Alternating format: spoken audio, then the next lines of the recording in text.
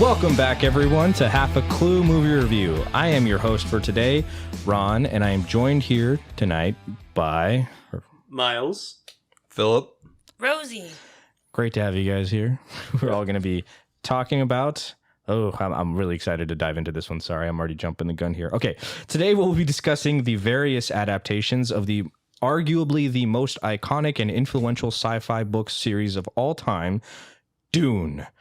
We'll be focusing on the 3 film adaptations. Well, one that was an attempted adaptation, and that is Jodorowsky's Dune, then moving to David Lynch's Dune from 1984, and ultimately the newest one that's just been released, Denis Villeneuve's Dune. And I don't know about you guys, but I've been super psyched to do this one. I've been looking forward to it for years, or like for just whenever this thing was going to happen. So just to kick things off here, what is your familiarity with Frank Herbert's novel Dune? I read it a couple months ago. Well, didn't read it, listened to it on Audible, which, by the way, great audiobook adaptation in my opinion. It is. I was starting to listen to it, so it was like...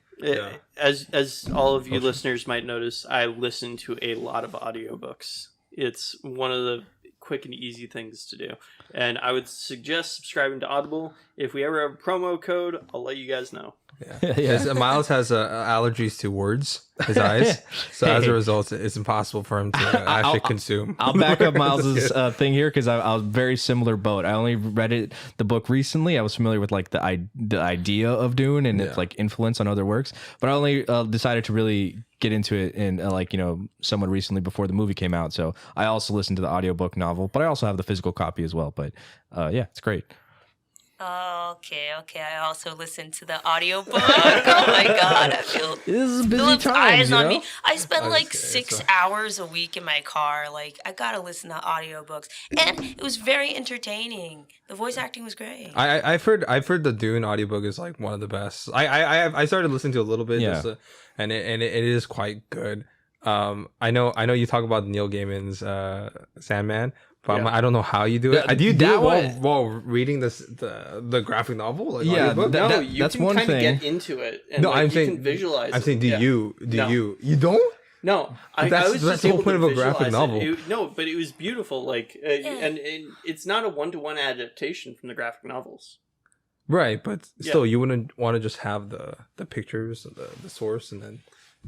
But the thing I like about those Sandman audiobooks that Neil Gaiman has done, because they've now had 2 of them, is that they have very good voice acting. It feels like the characters are really fleshed out, that he does, and you actually get a real sense of what's going on, even though it's closer to like a radio play. Mm-hmm. You know, it's got sound effects, it's got music, and it really all blends together very well. Oh, that's really cool. I feel like I get that with the audio stuff, and I get that it has a really good audio production. Yeah, but it's a graphic novel. Yeah, right? I get that too. I think I would definitely want to use it like basically like as an audio guide, like while you're reading it and stuff. But that's a discussion for another time. Let's talk about audiobooks another time. So I guess for me, I was like I wasn't really like forced to read Dune. I think it was like for middle school or something. Like if we read Dune, we get extra credit. Or something. Nice. So like, and then in middle school, dude, that's a big task for. I was like, as a kid, I was like, "Ooh, what's this? The colonial things, and what is this?" But what I really care about is just the concubines, and I don't know, it was like stupid kid mentality. Yeah. Sandworms, fuck yeah! And then I read Dune as a kid. Haven't read it since until recently. I was like in the New York subway recently, just like going through the pages on like my digital copy on my phone, and then now I'm like trying to actually read it slowly while I'm taking notes, and now I'm also trying to read the audiobook because I'm like on this huge Dune kick after watching Dune 2021, watching Borowski and Dune in 94. I'm like, fuck, it's so engrossing, the world. And then I've watched Dune, the Lynch one, like right after I read the book, just to see like, oh my gosh, someone made a movie on this by David Lynch. It must be amazing. And then I watched it, and then We'll talk about it soon. yeah. We'll get to the adaptations soon enough. But like, I want to just give a brief overview about the book Dune in case you're unfamiliar with it. Although if you are, I don't know why you're listening to this, but maybe you're just like thinking about watching the movie and it's like a lot to tackle, and that's fair. It's a very dense book, so there's a lot to adapt to it, and that's why most of the times people think that it was unadaptable. And even people to this day still think that it wasn't adapted correctly from the new book. Miles is waving his hand. So like a brief overview. Basically, there's a planet called Arrakis that is the only planet in the known universe that has this substance called spice also known as the geriatric spice or the spice melange. It is crucial to many aspects of this feudal system, which is like basically how the entire universe is structured, or at least the human society is structured. There's the emperor on top, and there are various other factions and houses that exist within the Imperium. The main two that we follow throughout the first book is House Atreides, who is led by Duke Leto. Or Leto, I don't know, Leto, yeah, right. I think they say Duke Leto. Leto. Yeah. Okay. Okay. Did they say? I'm trying to think in the movies how they pronounce his first name. It's weird to say varies, because right? I feel like like every version, even like the audiobooks, sometimes they're inconsistent with the names pronunciation. I've heard Frank Herbert pronounce it various ways too. So it's like I don't know. Is it just me, or in 2021 Dune, did they not really like say characters' names a lot? It's like half the time I was like, okay, if you didn't read the book, you wouldn't know what this character's name was. Sometimes I think they said their names very quickly. I will say that. Yeah, a lot of times they kind of like, they're like, this is Dr. Kynes or whatever, or like Liet Kynes, and then that was it, or like Fufir, or that was it, like Fufir. Yeah. But yeah, I think we'll get more into that when we talk about the newest film. But so basically, these two houses are warring houses. They've been fighting for. Oh, you didn't mention the other house. Which other? House Harkonnen. Oh, House Harkonnen. Yes, of course. That is they are the main antagonists in the series. They are the mortal enemies of House Atreides. They've been fighting for hundreds of generations at this point, and yeah, there's a lot of bad blood between them. Generally very icky. Yeah, they used to have the fiefdom. They're brutal. Yeah, they're brutal. they used to have the fiefdom for Arrakis, where they controlled the spice, where they became insanely wealthy over the course of 80 years of holding that planet. Because again, the spice is the most valuable substance in the universe. It basically allows space travel in between planets and stuff. It also has like insane health benefits. Like it extends your life. It like increases your physical capabilities by a lot. It's great. So it also has really psychedelic benefits too, which we'll get into that once we start talking about all these movies. And some secret side effects. Yeah. So they never got into the mind orgies. Yeah. So there's a lot of stuff that goes into this book. I mean, I could go into all the different factions, but we'd be here all day. Like it's a lot of stuff. There's the Bene Gesserit, there's the Spacing Guild. It goes on and on. But yeah, so let's get into basically a really quick overview of how Frank Herbert created this book, because I think that is also very important to know, because like he did about, I think, 5 or 6 years of research before he even started writing the book. He read over 200 novels or 200 different kinds of books in order to like, it's just backstory and filler, just to expand the whole world before he started actually going into it. It was released in 1964, I want to say, and to enormous success. It won the first, I think it was Nebula Award, which is like the biggest award that a sci-fi novel can receive. It won the first one, so that's like says a lot. And it's continued to be the greatest sci-fi, the best-selling sci-fi novel in history, which again, over the course of all this time, it's held up. A lot of it was very progressive for its time, and what talked about ecology, the effects of like our planet, environmentalism. It goes on about philosophy. It goes on about social structures, what's it called, social engineering, feminism, and so on. It does a lot. So it's a great book. So give it a read if you're thinking about it. Hence the 600 plus page read. Yeah, it's a lot. Because I know people who have just started to read it and they're just like, nope. It's a lot to tackle. But that's yeah, not that bad. I mean, Harry Potter is like 900 pages. Yeah, I don't think to be fair, Harry Potter is like very like low level reading. Though I love Harry Potter. Don't get me wrong. Yeah. But it's very easy. But to read. they are, Yeah. what are they like children? Not children's novels, but like Young adult. young adult novels. Yeah. So this is not a young adult novel. This is very much an adult novel because they tackle a lot of very heady themes, you know. So I understand why some people are turned off by it, but I think it's definitely worth pushing through and just diving into this world that is so immersive and well fleshed out that when you're done with it, you want more.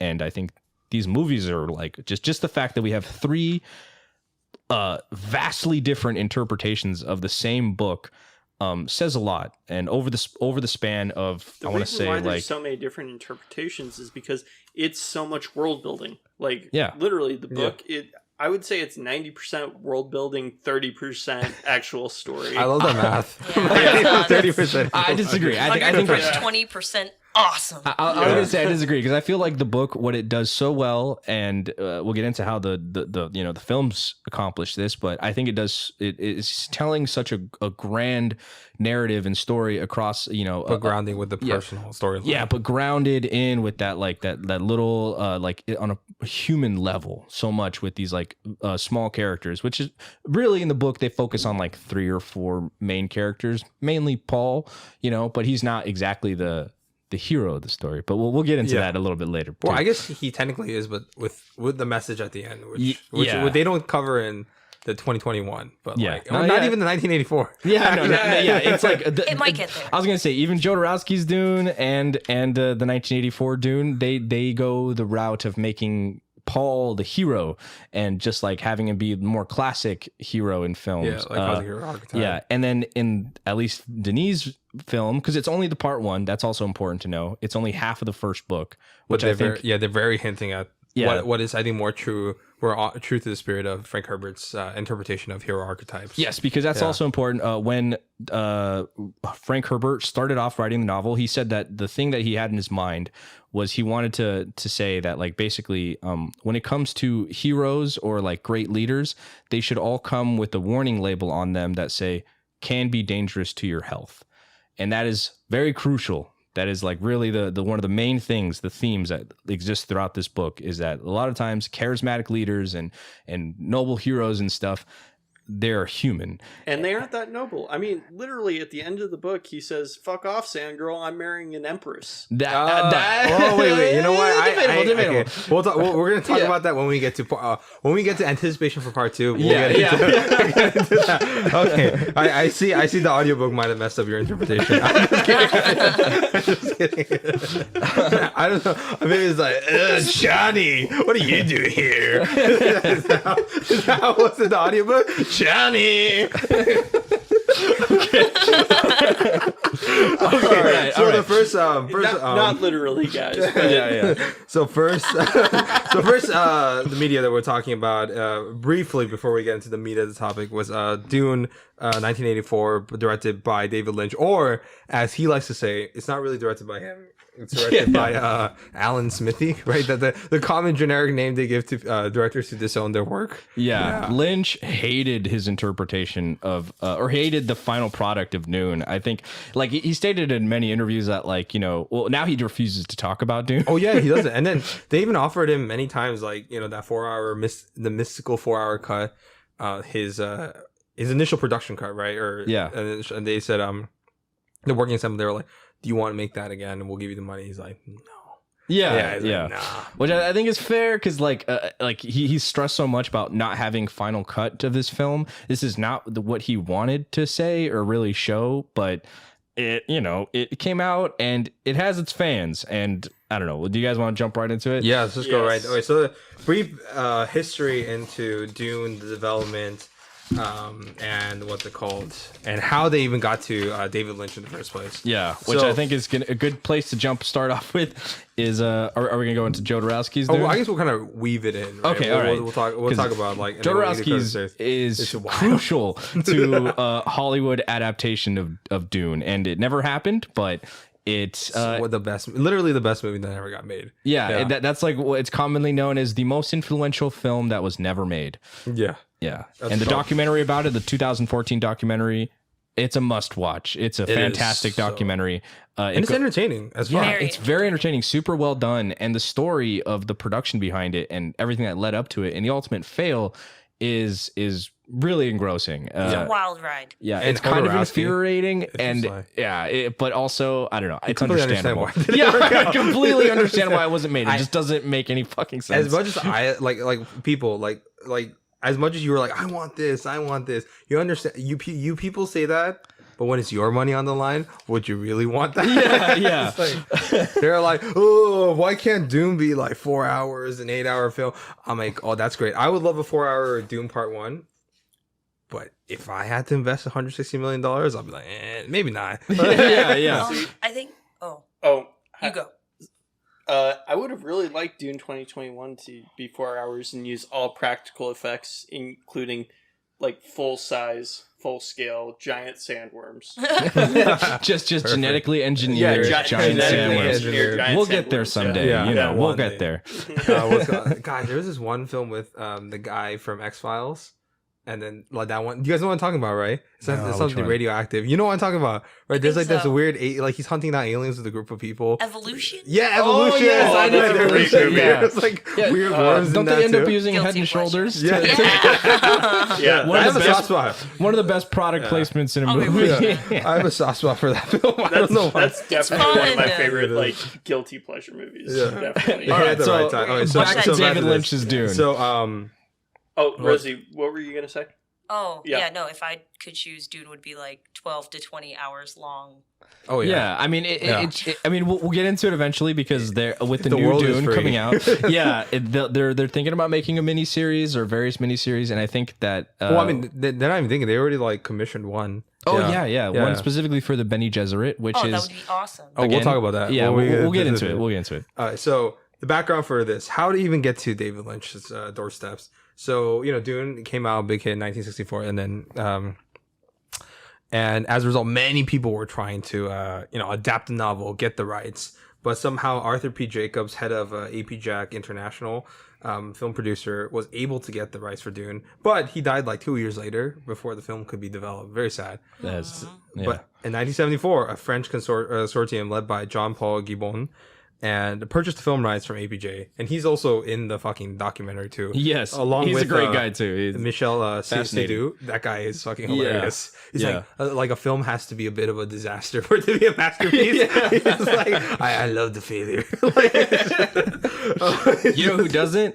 Production companies. I know, exactly. They need money. That's why everyone's like, why isn't there part 2 already? I'm just like, guys, they don't know if they made money from this. Unfortunately, it's like the film industry. It's an industry. It's a business. It's a business. It's like this. It's not show friends, people. It shows business. Yeah. You know what I mean? So that's like people complaining about, why isn't there another Blade Runner 2049 sequel? Why doesn't it show the revolution? Because no, you guys didn't fucking watch it. Yeah, it really, It's like you force your friends to go fucking watch those movies in the theaters. If you really want these movies to be made, they need to be viewed by as many people as possible. And a lot of times they didn't. Like, I loved Blade Runner 2049. I'm sure we'll get into it when you talk about Denis' work, but like, it's money wise. it tanked in the box office, so it is what it is. Fuck. Thanks a lot, guys. It was all Harrison Ford's fault. So 1974, Jean-Paul Gibbon and Michel Seydoux, got the rights, and they got Alejandro Jodorowsky after he made the success of his films El Topo and The Holy Mountain. Yeah. They were like, yo, you are the guy. And then they asked him, you could do whatever you want. He was like, I want Dune. It's funny because I haven't even read it. My friend said it was good. Yeah. My friend kind of gave me a brief synopsis of it. I'm down. It's like, okay, that's one way to go about it. And it's just funnier that it happened that way. So then, once it happened, he started saying, as his own words, I got the warriors, spiritual warriors for my film. Yeah. And then for them to put the script to work, I mean, And he created like one of the greatest artistic ensembles in film history, in my opinion. He got like Pink Floyd for music, right? yeah, he got Pink Floyd. He got H.R. Giger? Yeah, H.R. Geiger, his first work on a film. Before if you will most likely recognize his work from the Alien series, he designed all of the alien creatures and the space jockey ships. He has like this insane a dark industrial biotechnical art style that is just like incredibly unique, and yeah, it works so well with the Alien franchise specifically, and it probably would work amazingly with Jodorowsky's Dune, but yeah,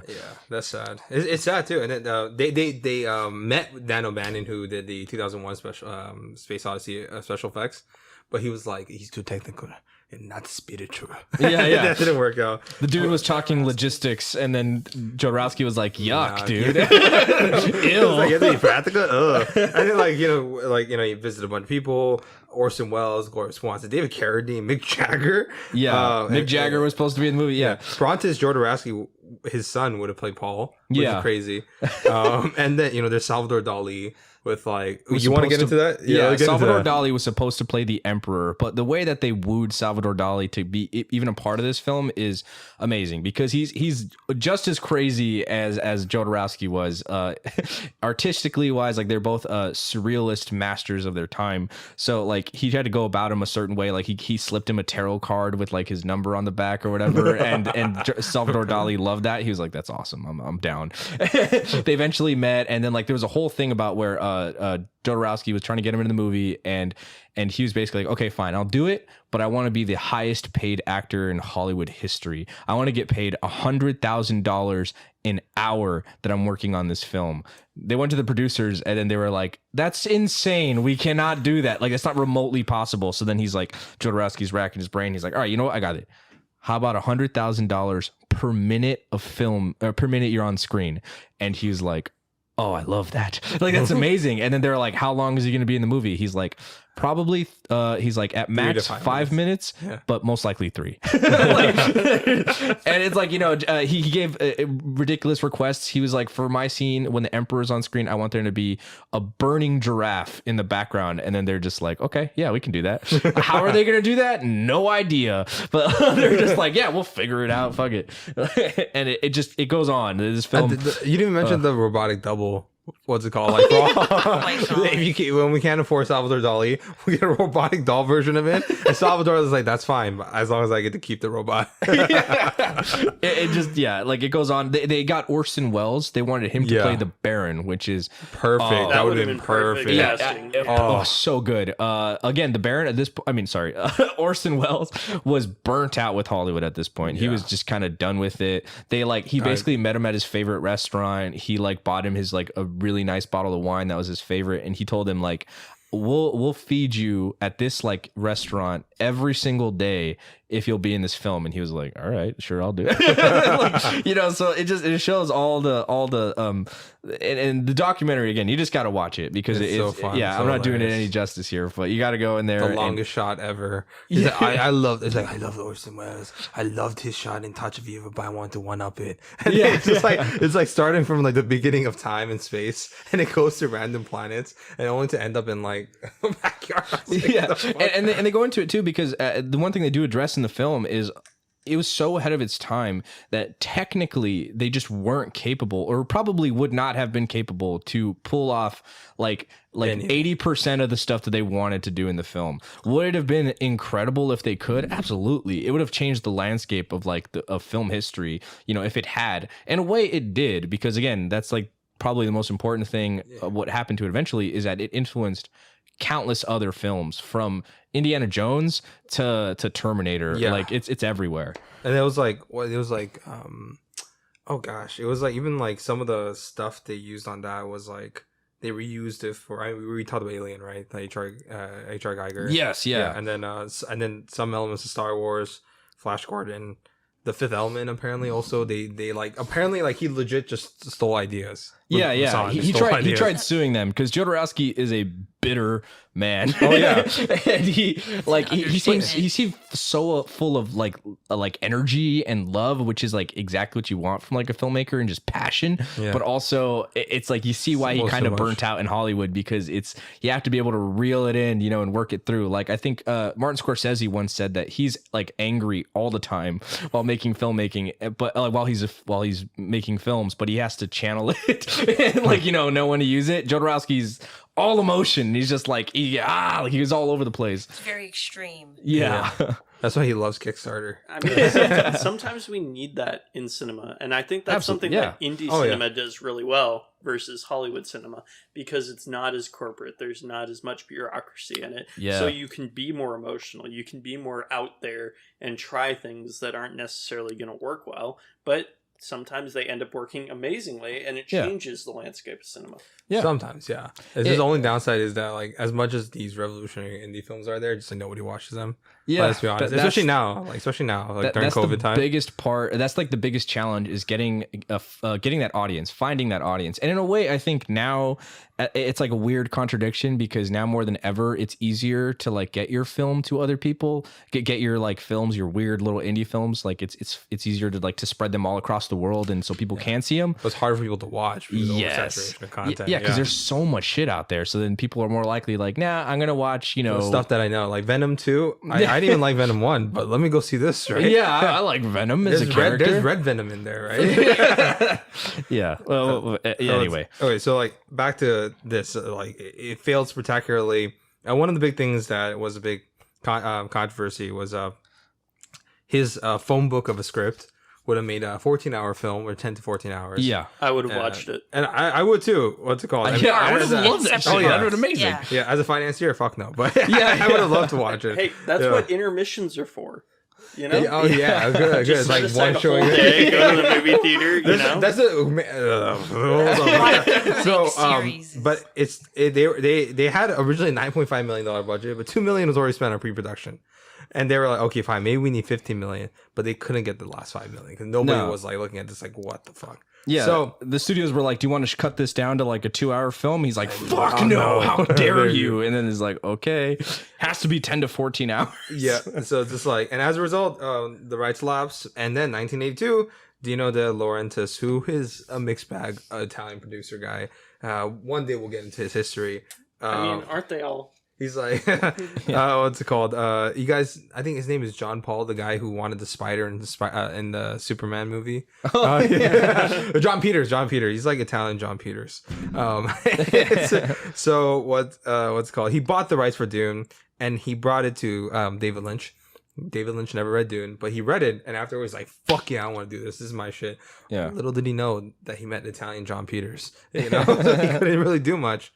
And yeah, but to wrap up the Jodorowsky Dune stuff, we'll still integrate that while we're talking about David Lynch's Dune. Is that They told me Dune. I thought they said June. I'd never heard of it before. dude, that's a good Lynch. Yeah, it's all right. What's it called?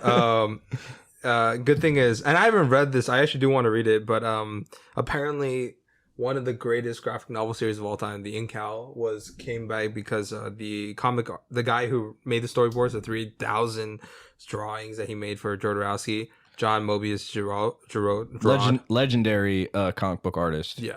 And they worked on and he died recently, like 2012, right? Ugh, so sad. Yeah, it's like, and then I've only just recently saw some of the drawings from that comic book series, the Incal, and it looks super fucking dope. Yeah. Yeah, and I mean, we'll try to have like some of the visuals up on our YouTube channel to show you like some of the artwork that they created for this film, and it's insane. Like it's so like it captures like the surrealist nature of Jodorowsky and like all the stuff that he was really pushing these artists to create, and at the same time, like just push the boundaries so much. Like it would have been an incredible film experience. Oh yeah. And by the way, Nicholas Winding Refn, if you're somehow listening to this, probably not. Yeah. What's it called? Because we have a couple people who... We'll send him an email. Yeah. You're not the only fucking person who watched Jodorowsky's Dune. Yeah, he starts off, he's like, yeah, I was the, like, Jodorowsky walked me through the book. He showed me, like, the entire thing. So, like, I'm the only person in the world who's actually seen Jodorowsky's Dune. It's like, no, you're not. No, they said they you're took not. this book to every single, like, major studio. They told them all about it, dude. Like, tons of people has, quote unquote, like, seen this film, like, Didn't they also have that director? He did, like, Dr. Violet Moreau and the one with Nick Cage recently. The one... yes. What was I that? can't remember his the name. Color Out of Oh, Space or Color Out of something? Yeah, Yeah, that guy. Yeah, Stanley something. He was there too. Yeah, what's it called? Yeah, so I think The point is, I want that book. I want that massive book. yeah. If they mass produce that, I don't even care if it's $200. I'll fucking grab that. Yeah, shit. it's a masterpiece. I want to see it. what's it called? And only for Leia to like rip it up, be like, "You spent too much time on Yeah, this." and maybe It's to fine. knock off, Nicholas Winding Refn a peg. So he's not just like, yeah. Actually, let's get Nicholas Winding Refn and Wes Anderson to direct Dune. Just reboot together. it Oh, you again. know what? I would love to see Wes Anderson Dune, where it's a perfectly symmetrical. That way, That would be they're hilarious. just gonna have a stop motion, the worm. the worm. It's gonna be Yeah. moving around. There's gonna be a fox for some See, reason. And then- no, what we do is we have Wes Anderson direct the Atreides sections, and then have Nicholas Winding Refn do the Harkonnen sections. Oh, and then that would be everything perfect. will work out. This is the Starting to makings. sound Yeah, like and then- a good idea. And then the Fremens, they have a weird dance where they put their like hands to their chests and they walk like this, only, or they all look in one direction. They can't look left or right. All right. All right, so Dune 1984, it came out. They made it. It had a 40 million plus production budget, which at the time was massive. They had 80 sets. They had 16 sound stages, 1,700 crew members, 20,000 extra. They filmed in Mexico, which was a weird choice, for 6 months.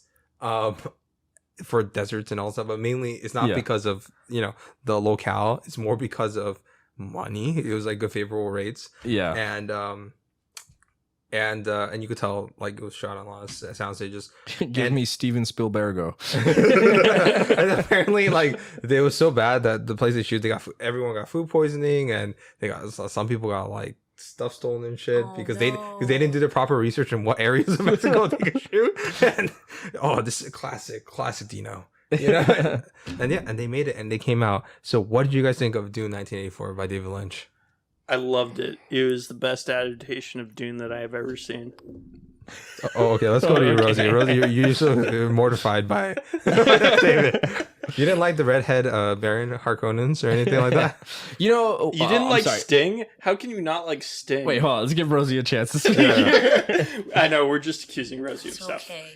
No, I really came into this thinking like Miles needs some help. I've heard everyone shitting on him all the time. Like I gotta be there to support him. You were so wrong. Like it was so ridiculous. Oh my god, That's the what I loved Baron. about it. I felt like, especially with Sting. Oh man, he looked like the bad guy from the Good Burger movie. Oh, yeah. I know what you're talking about. Like that whole look. I don't know. It's ridiculous. He reminded me a lot of David Bowie in Labyrinth. Oh, do not insult How David dare Bowie. you. Do not No, insult but like David just Bowie. the general vibe that I was getting from Oh, both of them. no. Like, just You the take that chaotic, out. You know what? I get chaotic, that. like I get what you're saying. No. I get but it. no, don't even mention it. Do not spit and shit on the Bowie's grave. Rolling I as don't we think speak. I am. I will say He that does not there- nearly have as big a bulge it's- as Bowie.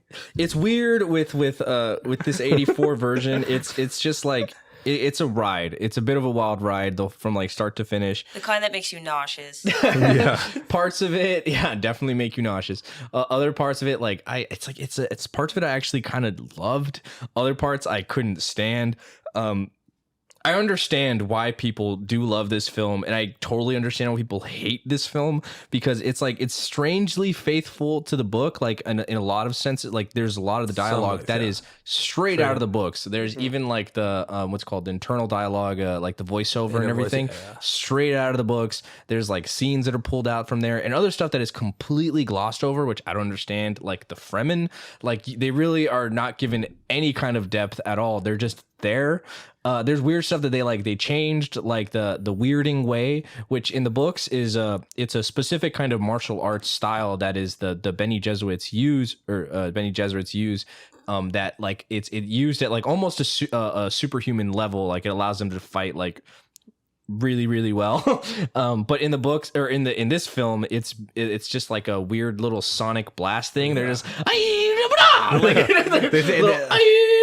It is ridiculous. it's just like a little sonic blast. I remember and at the stuff. end, he's like, ha! Yeah. Oh yeah, and the ending, holy crap! They just really just completely man. changed things up. I think it goes to like what it really did a huge disservice to. I think the main theme that Frank Herbert was trying to portray in the book, which is that Be wary of your heroes. exactly right. But in this one, they just straight up make Paul a hero. He is like Jesus. Yeah, he really becomes like the most most powerful super being and everything, which is like kind of in the books, right?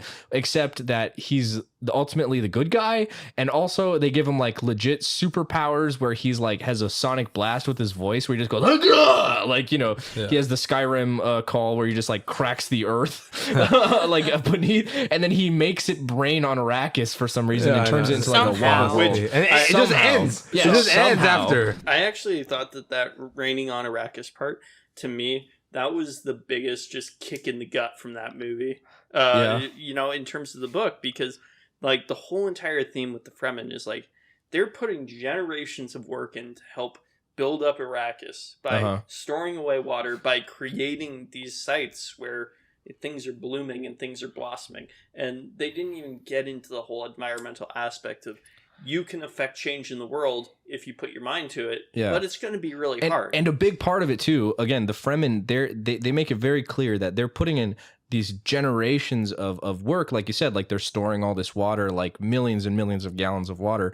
And they say that they know that they're not going to see it. They know their kids and their kids' kids and whatever, how many generations it's going to take. It's going to be over the span of thousands of years to slowly change the environment of Arrakis. But no, in the book or in the movie, this movie, he just like, and it just makes it rain all over the planet. And his super Saiyan sister say he is the Kizat's Haderach. Yeah, She's so creepy. Aaliyah, who is Paul's sister, who is born, who. But in the book, she was supposed to be creepy. So Yeah, she I is. understand. I do. Yeah. But just the way they portrayed it in the film. Yeah, she felt very silly. And to be fair, I don't know how Denis is going to tackle that in part 2 because It's better. I guarantee it's probably going to be better. Anything would be better. Yeah, but like I do think that that Lynch actually did capture her creepiness, because that is the thing in the books where the Fremen are like, listen, Aaliyah is weirding us out, man. She's really freaking us out, because basically she's a little 3-year-old girl who has all of the ancestral memories of like thousands of generations of the Bene Gesserit in her mind. So she is way advanced. She's speaking and acting like an adult, but again, in a 3-year-old's body. Yeah. Like it's really weird. So the Fremen are like rightfully freaked out by her. They're like, dude, I do not get her. She is like some kind of demon kid. I don't understand it. What the fuck is happening? And they have to be like, no, it's okay. I mean, it's kind of not okay, but it's okay. Yeah. Like it's weird. But I'm curious to see how Denis is gonna deal with that. But we'll talk about when we talk about Dune part 2. He just does better kid actors and probably. Yeah. What's it called? Yeah. Do you want to get into some of the specifics of the characters and how they're adapted? Yes. Oh my gosh. So it's like, by the way, I mean, for a lot of people, I think Duncan Idaho is like one of my favorite characters in the book. Yeah, super cool, super charming. He's so like such a standout character that they keep on reviving him in like every fucking book as a different role or clone or some spoilers shit. Alert for the sequels to the books, but he comes back not exactly how you would expect him to, but he does come back. Because he's such a great character, and also it makes sense in the story. But does he come back as Robodokes? In a sense. Oh yeah, kind of. Kind of. Yeah, and it's like clone version, but then it's like what's called, and then he's supposed to be one of the best warriors of all time. Very charismatic, very charming. Also, kind of like this weird older brother / uncle figure to, or more older brother. I guess like Gurney would be the uncle figure. To Paul. And then who in this film is portrayed by Patrick Stewart, who I think was Patrick Stewart was fantastic. Yeah, great casting. Patrick Stewart. Yeah, well, even with the mullet. Yes. You know who was? It's good seeing Patrick Stewart in something that's good that deals with space. Oh, what are you saying? Wow. You're gonna bring down Star Trek fans on us, man? Wow. Yeah, ready to fire. No, I mean, I don't actually mean that. I just like throwing some shade every now and then. Okay. All right. Okay, Stargate fanboy. Get out of here with the weird water portals. Okay, I'm just kidding. I actually like those. Okay, so back but the guy who plays fucking Duncan Idaho, Richard Jordan, who he might be a sweet guy, but fuck him as a sickle role. He is terrible. He doesn't embody the character at all. He's so forgettable. He shows up. You almost forget that he is in the movie. Yeah, like there's like, oh hey Duncan, hey what's up man, and then like he dies like 2 scenes later. I know, and the way he dies is the worst way he dies. They make him look like a bitch, which is like I don't mean you know what I mean. Yeah, he's a bitch. He was a bitch in the film. He got shot by a nail and stuff. And then, Yeah, he gets shot in the head. It's like the point of him wearing the freaking shield is so that it's he could, supposed like, to slow it down. Yeah, which again, when we talk about Denis thing, they Much do the better. same Way thing. better. Yeah, but whatever. It's like the point is, yeah, Duncan Idaho is supposed to be like the greatest fighter in the universe, and they do not show that at all in the new film or in the '84 film. They do in the new film, but Wildly disappointing. They do. Yeah, are you saying that this Duncan Idaho is better than anyone? Oh, I'm not saying that. I don't think that either of them. Were Really? done great. The last. Okay. Okay. We'll get into okay, that. okay, We'll get we'll get into into it that. when he gets to All right. yeah the but 21. this one I'm talking about. By the way, like okay, it's funny as fuck whenever they put on the shield because they look like shields- Steve from no. Minecraft. The shields Yes. are bad, dude. Okay, hey, wait. They've got a certain charm to them. No, Though. they No, don't. they No, don't. They don't. It's charming. Like I couldn't take my eyes off the screen. I was like, I can't believe they're doing this right You're now. Okay. like, I can't believe my TV is breaking right now. No, it was just so like I It's never like thought the I would people see who watch anybody do it. It's like And- people who watch The Fall of Rome. They're like, "Wow, it's so amazing! I can't keep my eyes off such Yeah. a disaster." no, pretty much. It's a car accident. But it like grows on you. You're like, It okay, does. that's like a really weird way to take this, but I'm kind of starting to dig it. I want to give him credit for having the balls to like even attempt it, but like I think Exactly. once they did the first screen test, they should have been like, We don't should- do that. Let's Probably reshoot it. not. I think even Let's went back to not reshoot do it to that. simplify it. Wh- I would which have is taken out. which is another weird. I have a complaint about this film is that again in the big thing in the books is that the shields, you know, they kind of hover over your skin. They stop projectiles, or at least they slow them down. They kind of like stop anything moving too fast, which is why everyone fights with swords and short knives, which is really cool because that is really like It makes it more visceral on the yeah, fights and it makes it yeah. super realistic because, like, in real life, if you have shields at work that way, that's pretty much exactly how you would fight. You'd have to like be more grappling, more like close quarters fighting and everything. Short swords MMA. and like daggers are exactly what you would use. But in the Lynch's film, they're like using guns and blasting people all the time, and it's just like that doesn't make any sense. That kind of defeats the purpose of the shields, which I understand. They probably they couldn't afford to do it anymore. So they're just like, fuck it, everyone's just blasting each other now. And whenever But- there's war battle scenes, they make sure it's really, really dark. yeah. Just go both like, So, I do all- wanna say- sorry, go. The shields were kind of not really a thing that everybody had, from what I remember from the book.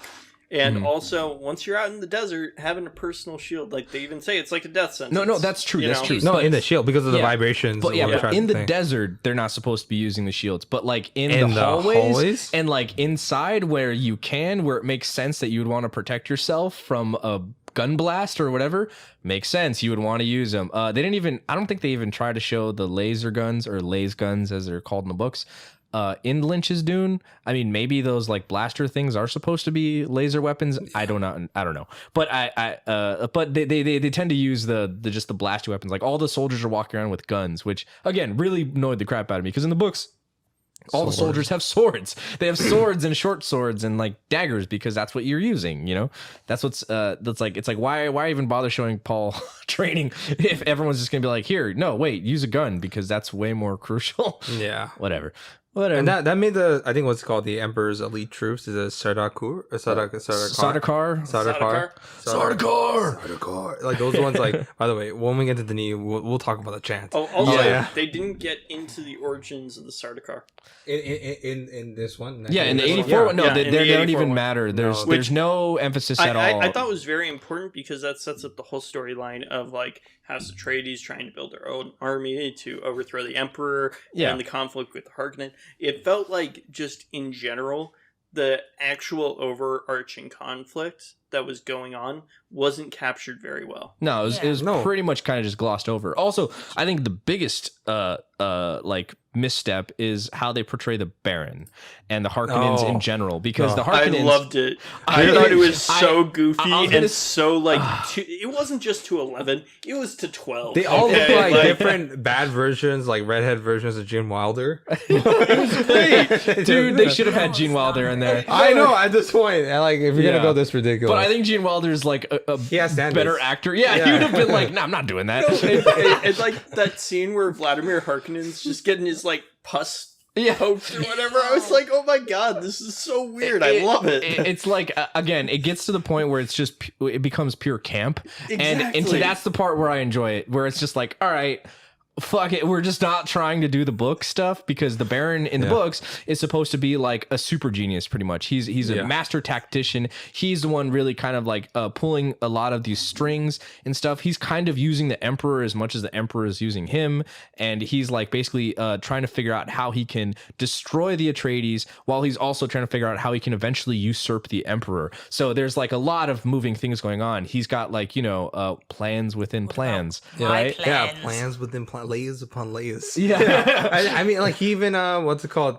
Politically maneuvers his own nephews. Yeah. He has a whole thing about how he moves Fade Ralph, though, who in this film was played by Sting, who is Great casting right there. he is like milking every second he's on screen, man. He loves it. He's You around. can tell that all the people who are playing the Harkonnens were just enjoying the crap out of it. Yeah. Like, They're having a I blast. saw like smiles on their face. They were like, "Okay, we're gonna just do this as weird as we can. Let's go for it." Like the Baron is like, again, he's floating around, which the floating Baron is kind of hinted at in the books. Like he basically has like these like floating suspender things because he's so fat, like he can't walk around on his own.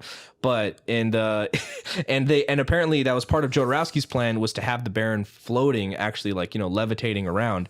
And then Lynch's Dune took that and again turned that up to like 12. He's like a balloon. Yeah, he's literally just like, wah! Like, which I don't know if you watch if you're like, following our Instagram page, which you totally should. I put a clip in there where you see the Baron when his final death scene where he's just like, Spinning in the air. circles. Okay, wait. So He's straight up Yoshi from Super Mario Galaxy 2 when he gets big and puffed up. so one thing I don't understand about that is Yoshi. it looks like he just gets like pulled out of that like blasted through wall at the end For some reason.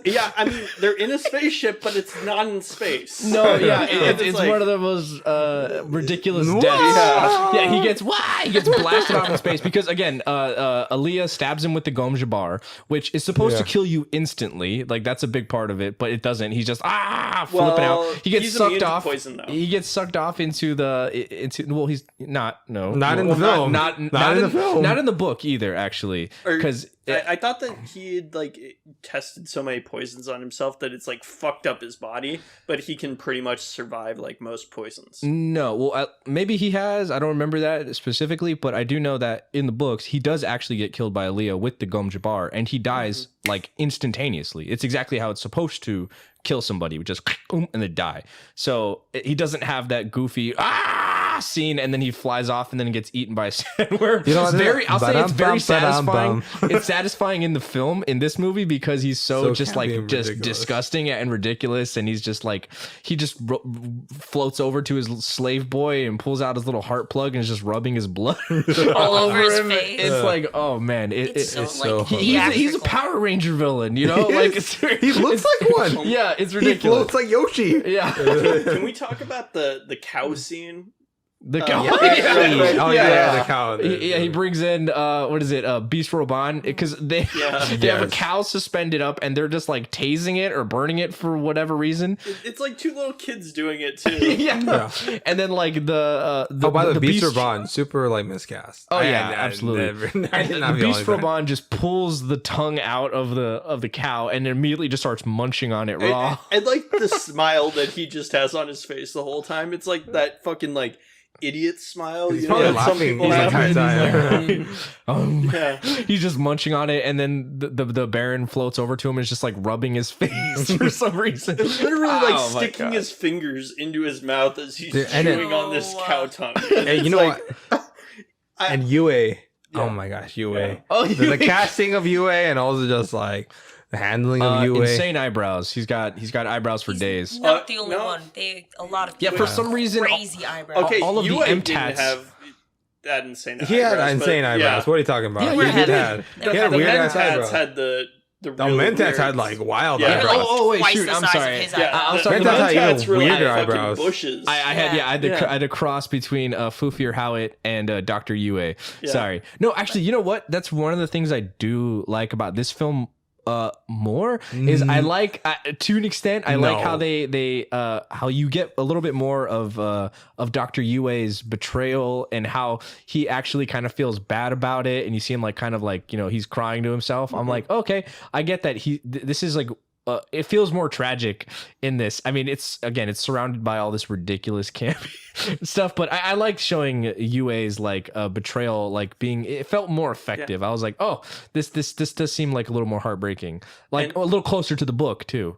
And also, they actually managed to explain this time that Yue was conditioned, so they didn't think that he could possibly be the traitor. Yeah. Because he was imperially conditioned, but the Harkonnens found a way around that through killing his wife, basically. Yeah, specifically Peter DeVries, who is played by the guy who played Brad Dourif. Yeah, Brad Dourif, who's awesome. He's awesome. Is great. Yeah, he's a great voice actor. He's a great actor. He plays Wormtongue in Lord of the Rings, and he Deadwood. Yeah, and he also plays the voice of Chucky in all the Chucky franchises, which is One pretty Flew Over great. Cuckoo's Nest. Awesome. Yeah, he's in that one. Yeah, he's that one. He's the young mental patient who kills himself at the end after having sex. Oh Really? shit. Yeah. Oh, he was wow. fantastic. Yeah, he's so young. It's like Danny DeVito. He's like almost like I know Danny DeVito's Anyway, we're not gonna talk about great film. Back to You should watch it. But okay, I see what you're going. Like on paper, it should be better than the new one. But then the for me personally, the acting and just like the casting and just it just feels so terrible and campy. And I love it was camp. I love camp really too, love camp, and but not for that's Dune. why Not for Dune. I think. Yeah. I think that the 84 version would have really settled better with me if it were on a stage, because it seems so like goofy and dramatic, like, oh, I'm gonna miss Caladan. Oh, And my that would have been gosh. fun if it was Dude, on they stage. butchered Jessica's Oh, character just- too. Oh, She I think was that's probably the terrible. worst thing, because Jessica, again, in the book, she's one of the main. She's like one of the main characters that you follow throughout. She has such a fantastic story, and she's so complicated and layered. She's amazing. She's fantastic. She's layers upon layers. Layers on layers.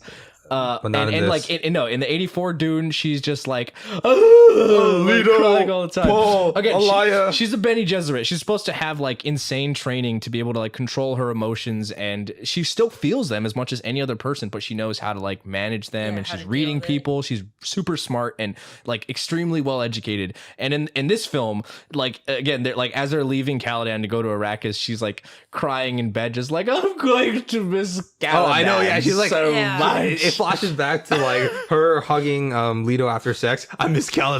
And it goes back to her just It's like, oh, I sitting think she's down. gonna So miss Caladan, random. you guys. And then later, when they're getting chased by the sandworm, and like Paul's like falling down, she's like, "Oh, dude, Paul, are you okay?" And it's like, what the fuck? She may as well be This is fainting terrible. in every scene. Yeah. Yeah, it just like that, and I think like both the writing and also like direction of those characters.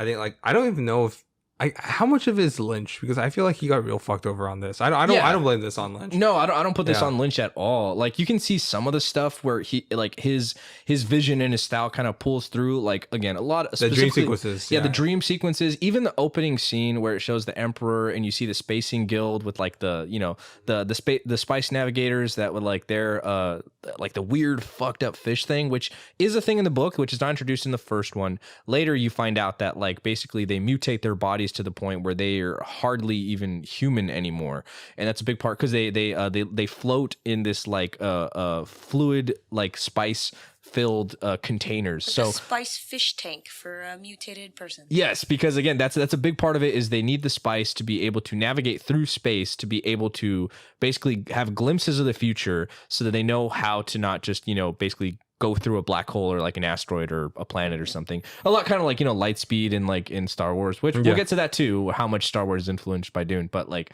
they need to be able to see through. And so they do. And so that part I liked. That was some of the stuff. That was cool. I thought that was really cool, like insane effects for the time too. And then we get to other parts where it's just like, oh no.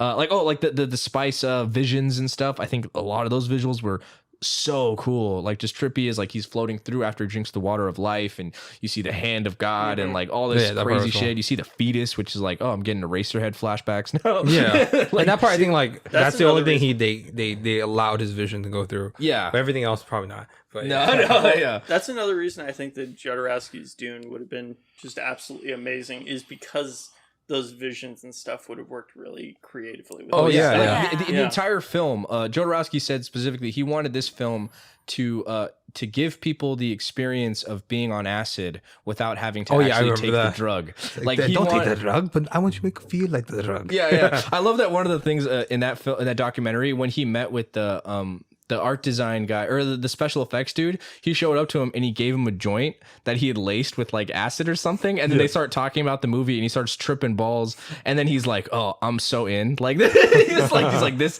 I want to make this fucking movie, man. It's so like 70s Hollywood. I know. Like, in a perfect world, Jodorowsky get all the money in the world, and yeah, people will watch dude. it. I wish that there was some insane Jeff Bezos guy who just threw I- all the if- money if at Jeff him. Bezos, he could have made this film. Yeah, but he could just been like, just do it, man. Here's $800 million in 1970s yeah. money. Better yet, like what's it called? Elon Musk just sells 0.1% of his Tesla stocks, and he could just make it happen, man. dude. Just do it. Jodorowsky's still around, but let's see it. Yeah, let's Fuck see it. Let's do yeah. it. Okay. So yeah, honestly. Okay. So what else do you guys want to discuss about this film? Besides, I think we cover almost like everything. Yeah, I think we've gone through it all. Yeah, all the ridiculous shit. Like I said, the music is honestly- great. Oh yeah, by Toto. By Toto. It's like that's the biggest props I give to it is the music and like just the art direction, like the Oh, costuming. and cinematographer. and- I think that yeah. the actual shots look pretty good. By Freddie Francis, who did the Elephant Man also and Cape Fear and Glory. Yeah. So legendary guy there.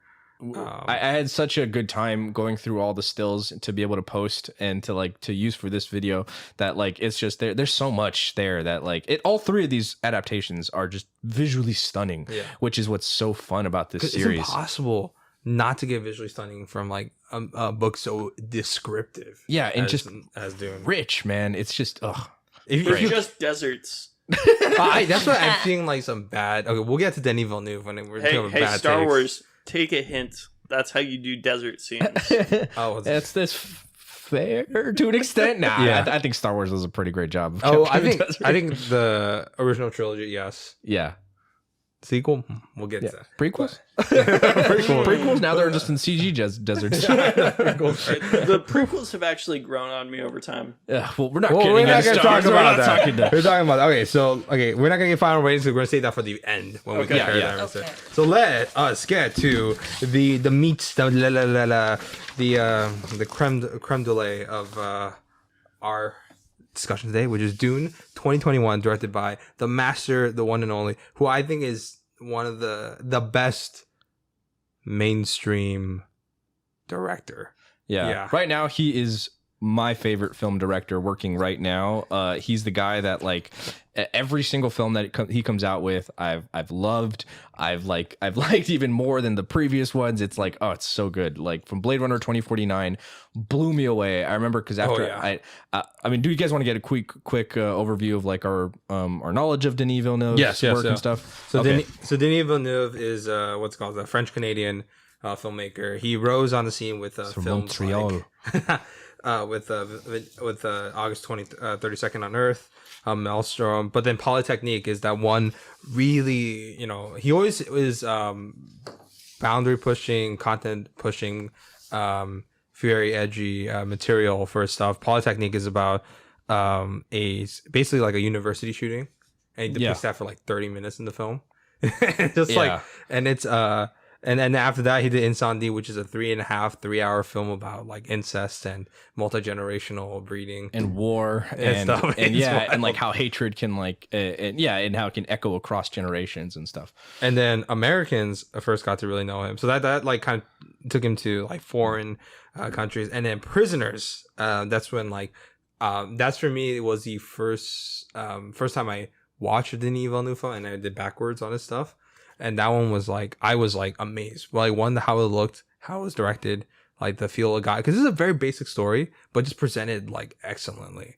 Yeah. And then Enemy was cool and trippy, but then with Sicario, I think that just cemented his status in Hollywood. Yeah. Yeah. I'll start off. We had a back to back with Martian, remember? Yeah. Yeah. I'll say I'm only familiar with Denis' work from Enemy onward. I've been really wanting to dive back into his back catalog of films work, specifically like Prisoners, because I know that's like a lot of people's favorites films from him. I've seen like tons of clips from it, every day, but like I do want to get into Underrated it, Hugh Jackman performance. Enemy, fantastic. Sicario, again, like really blew me away. That was his first time he worked with Roger Deakins. No, he worked with Roger Deakins on Prisoners. Oh, he did? Yeah. Oh, I take that back. Never mind. Yeah.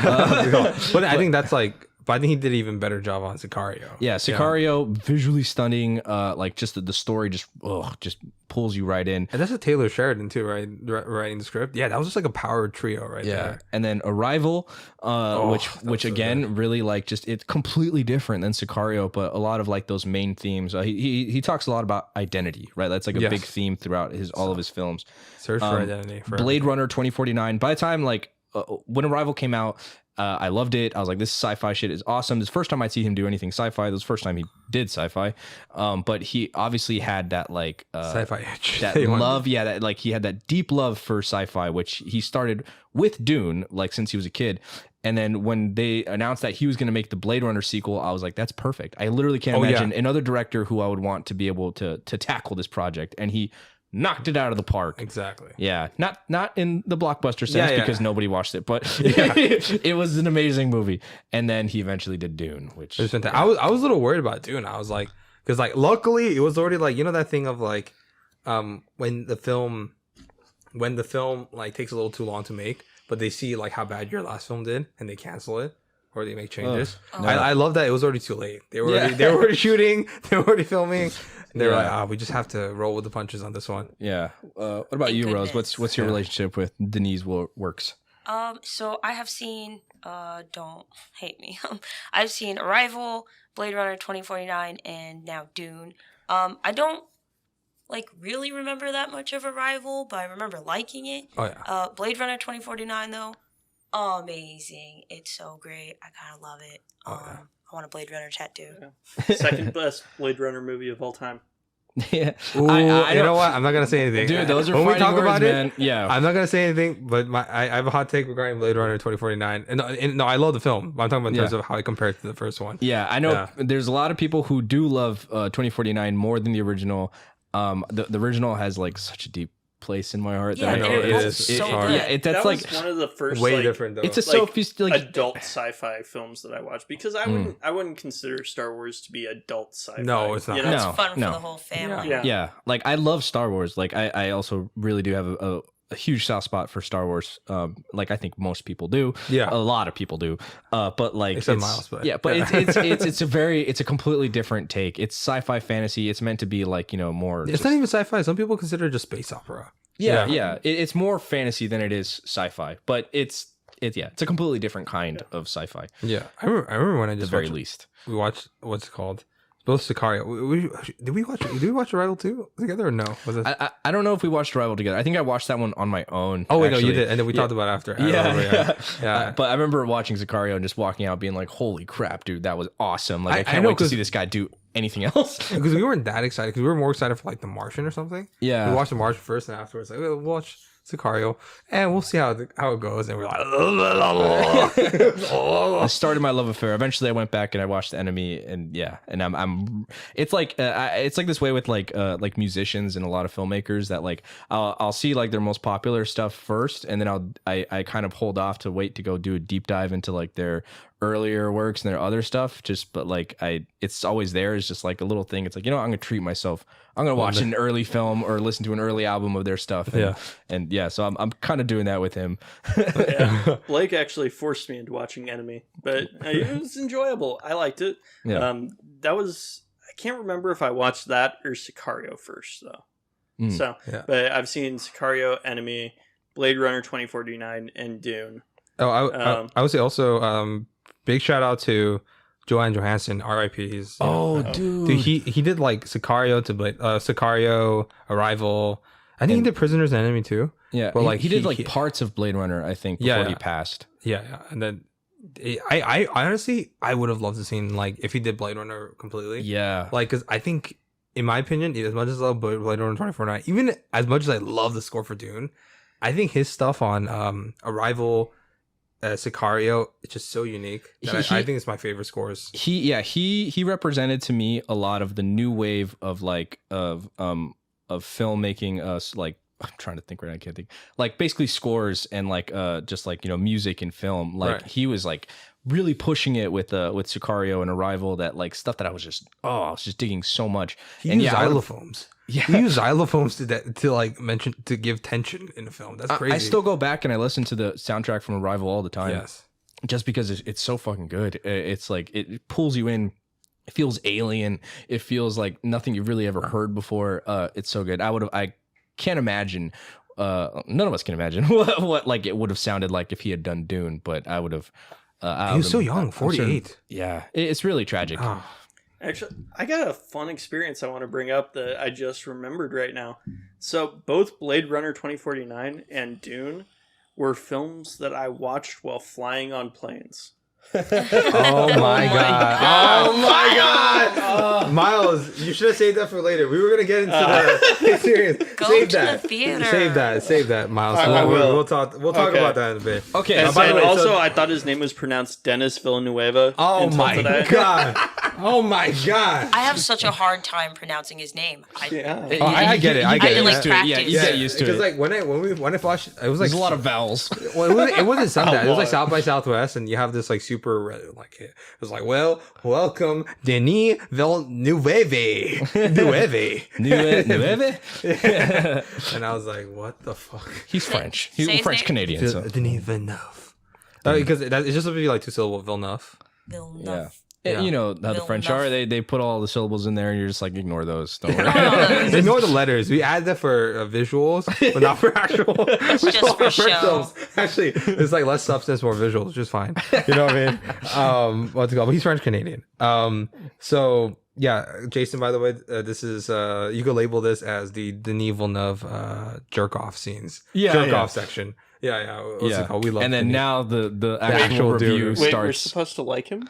Yeah, exactly, Oh. yeah. Oops, I didn't. I know. memo. I get his French. Yeah. It's okay to hate French people too. Oh, but, I don't yeah. hate him because he's French. I hate him because I get bored. He's Canadian. Oh, bro. He's- Okay, yeah. Okay, so All right, starting so- the review section Of Dune. now. So Dune is what's it called? This is his take and adaptation of Frank Herbert's novel.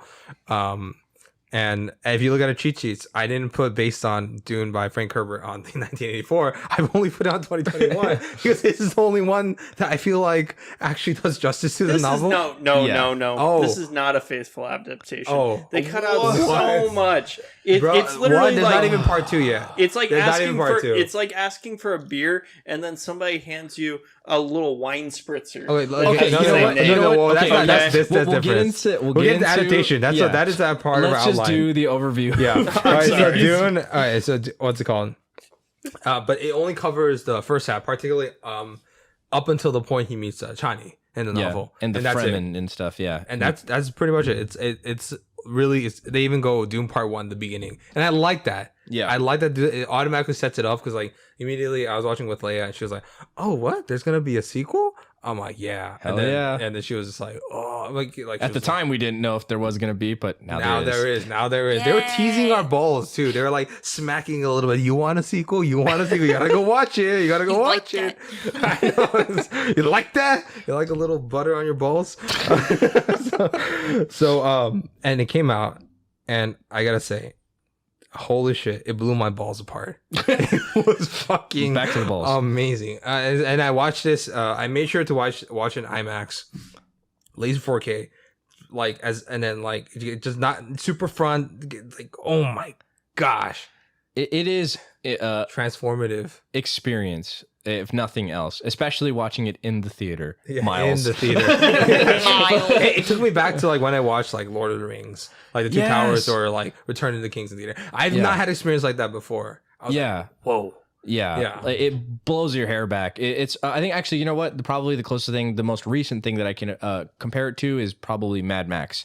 Oh yeah, Mad Max. Fury Road is like it's a film experience. You see it, you're in the movie theater, you get blown away by the music and the visuals and everything that's happening, and it just transports you to this completely different time and place. And I think this film just accomplishes it masterfully. Oh yeah. I think you're right about Mad Max Fury Road. That was definitely, but I have a little different feeling about that because it's like it's not going for like actually it does have epic grand shots. Yeah. But it goes for the more Yeah, like action yeah. thriller. It's just pure epicness and everything. Yeah. It's probably since Lord of the Rings was the last time I was blown away this bad. I'm trying to think of what else. Like, I mean, like I don't don't know. really count Troy. Can you think of something? Let us know. I'm speaking to you, listener. Not Avengers Endgame. As much as I enjoyed that film, as much as Really? Avengers. You enjoyed that movie?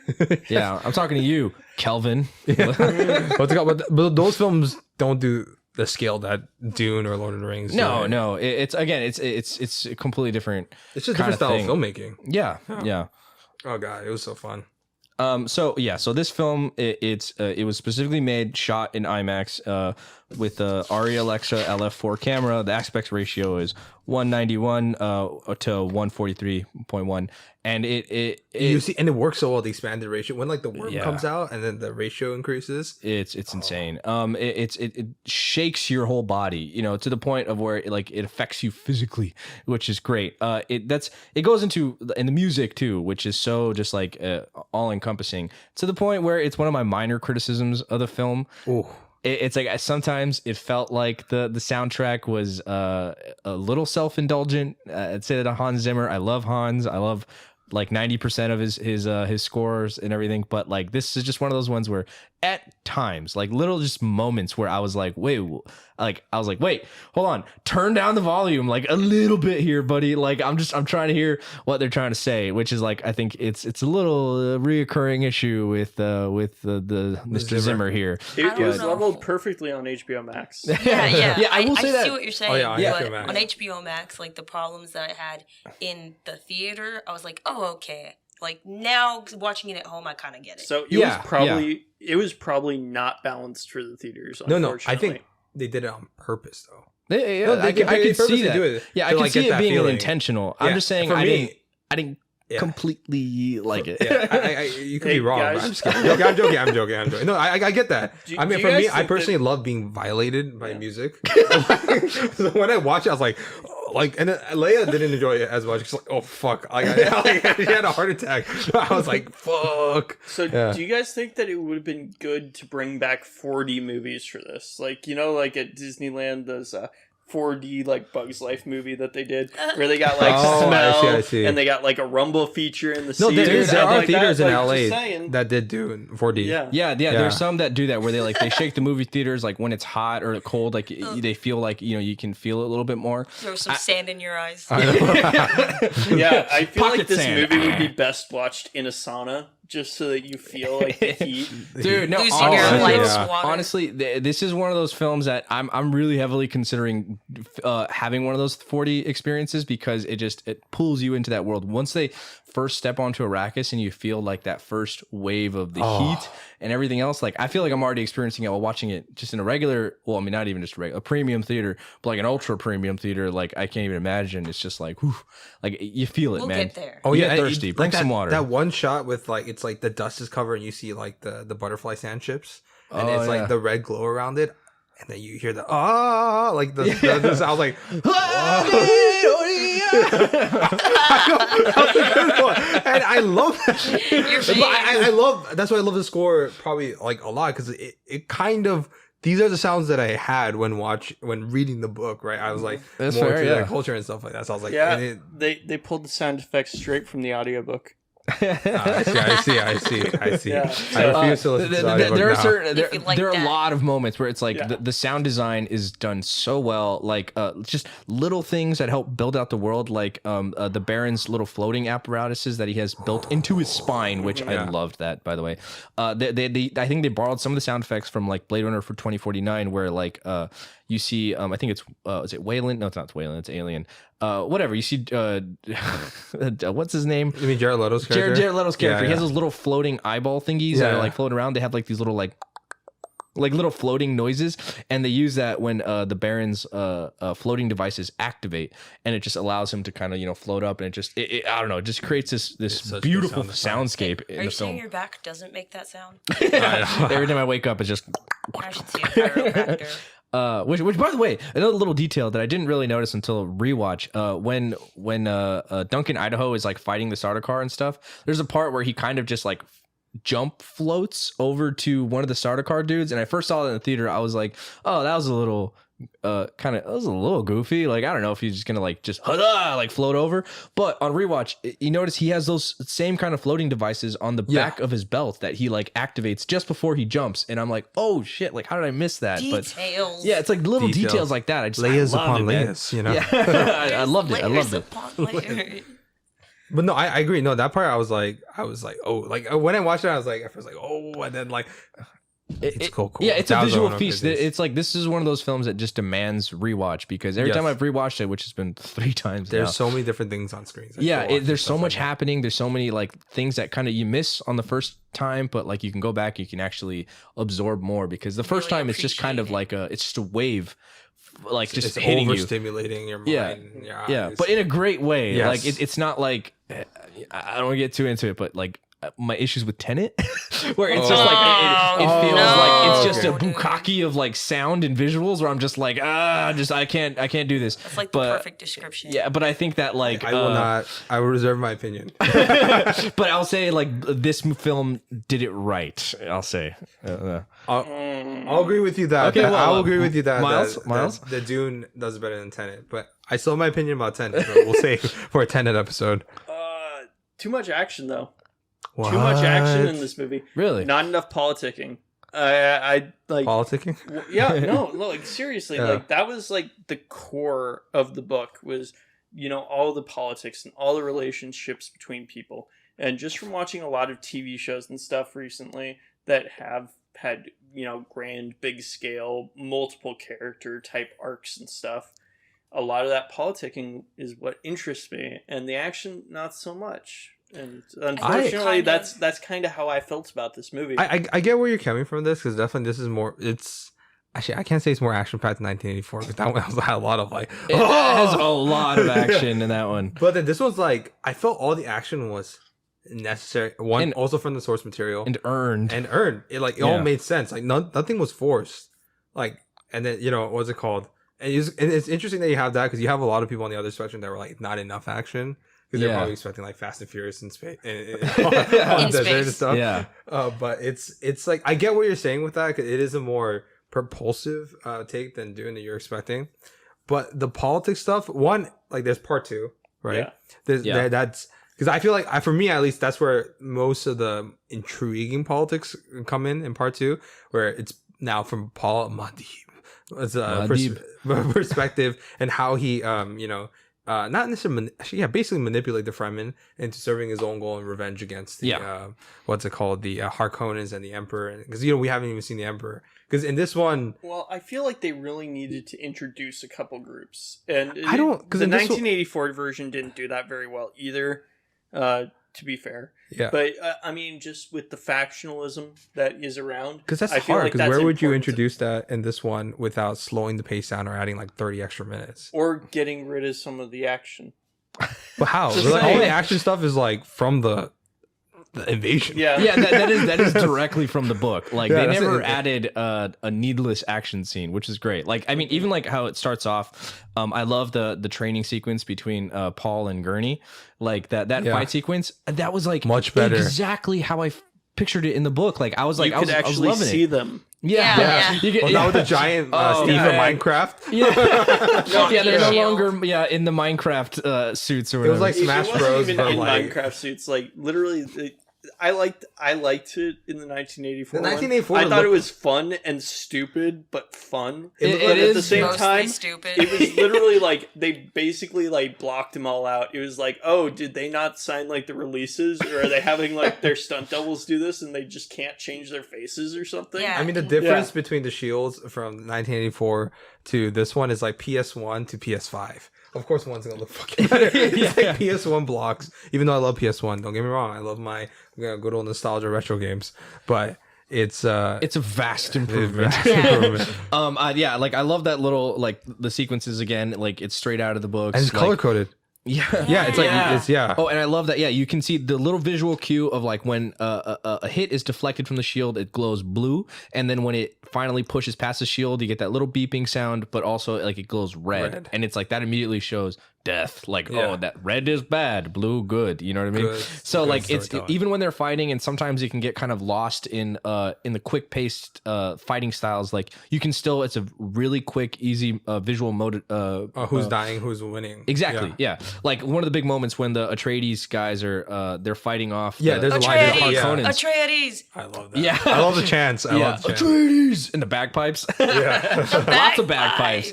I don't know. I thought that was Yeah. fun. I did not Are expect you talking about, bagpipes. like the badass sequence where it's like the two lines of Atreides warriors, and they're basically killing all the Harkonnens. that Yeah, come? they're just like Yeah. there's like maybe 12, 15 of them, and they're fighting off this big horde of Harkonnens, just like boom, boom, like nothing. And but not then the until Sardaukar, cars comes in. Oh which my by the gosh. way, the Sardaukar, I think much they better. yeah much better. they're actually important in the film. They stand out, which to be fair, they differed in the books because in the books they're There's also disguised as disguised Harkonnens. Harkonnens. Yeah, because they really don't want people to know that they're Sardaukar are there helping. But I'm totally fine with them just showing them because it's like, again, it's a film. You have to be able to see it, and Yeah, it's and easier to visually understand. understand, Yeah. So they show the Sardaukar showing up, and sorry, I'm all over the place. I'm just so excited. But like when they first show Seleucus Secundus, which is the planet of the Sardaukar, and they're Yes. like they're chanting everything. Do you remember the video I sent of like the guy who was like trying to ignore his mom? Yeah, it's become a meme already, which is great. But I love the like that Mongolian throat singing style, but like again modified in a way that like it doesn't feel derivative The of planets that. look so cool too, and them putting the black little like ink on their head. Yeah, like, right before they go to battle. and like the sacrifices that are all up, and they're like dipping from the blood of their like of the failed recruits and stuff, and then like the priest just like chanting as they're all just like standing, just like straight faced in the rain. It's like you immediately understand this is a warrior culture. They are hardcore as fuck, like, and that it's like they are no joke. You know, they're dedicated. They have a very Spartan-like mindset when it Yeah, comes to Well, this. I mean, And they it do is that without single exposition. yeah. Yeah, so they don't explain that it's a prison planet and that actually nobody knows that Because they- Seleucus Secundus but they is don't where the need to. Sardaukar They don't come need to. from. They just drag it down the pacing. There's different needs that a film has and a book has. When a book has, you could do all the pacing. There's no such thing as pacing in books. You can put anything you want in there. That's why Harry Potter's 900 fucking pages. That's why I like TV shows. Yeah, but okay, TV shows also different thing because you have like way more hours, and that has its own what's it called? Because you can watch it on TV and you can pause, right? In a film, you can't. You have to watch it all in one go. Yeah. Wait, Right. you do? Yeah, exactly. If it's not on HBO fucking Max, yeah. But I think a lot I of Warner thought you were supposed to break this up into 30-minute sections and then watch each of those sections a couple days apart. I know. So Yeah, that you can let it sit in and forget about it. Yeah, you stop like at like 30 minutes in, you go make yourself a sandwich, And you come back, you see chapter 2. Yeah, you see Going to like the- 20 minutes later, yeah, then you stop again, you go jerk off, and then you come back. Chapter 3, I guess not Batman. That's how you're supposed to experience exactly. film. Like Zack Philip. Snyder is the ultimate guide to filmmaking. Yeah. So I like Zack Snyder. actually, Whatever but- happened to intermissions, by the way? I miss intermissions in films. Well, I do think an intermission would have been Yeah. nice. I was gonna say, like, I mean, last time I had experience, I think the only time Was it I've ever Hateful Eight? Hateful Eight, which like the extended cut, which definitely needed an intermission. It was great. Like, I was like, I don't see why this is such an issue with like, why filmmakers are so scared, or why maybe studios are so scared to like do this. Like, it's totally fine to give your film an audience like a little break. Yeah. like a Give them 10-minute time to pee. breathe Like when and you need soak it for all them to in. pee and shit. Yeah, it's I like think it's Yeah. also great for the movie theaters as well because if Exactly. Yeah. if you've Let's got all your- go to so- the lobby. exactly Yeah. Let's all and they- go to the lobby. Exactly. That's the thing. Like now I'm kind of like, fuck, I can't get out because I don't want to miss a fucking single second. Yeah, That's why I Leia's don't know like, how many films like I've had to like dehydrate myself beforehand because I'm like I just don't want to go up and pee to like interrupt this this film. Like so I'm just like just don't drink anything. low key, I'm close to just hiring somebody on TaskRabbit to go to the movies with me and I'll be like, "Hey, yo, can you go get me some more food?" Or just have a catheter just in case. Yeah. Yeah. That's why I guess AMC is trying to combat that with the dine-in thing with the buttons, which I'm not a huge That's fan of. awful. Well, Yeah. we'll get into that another time.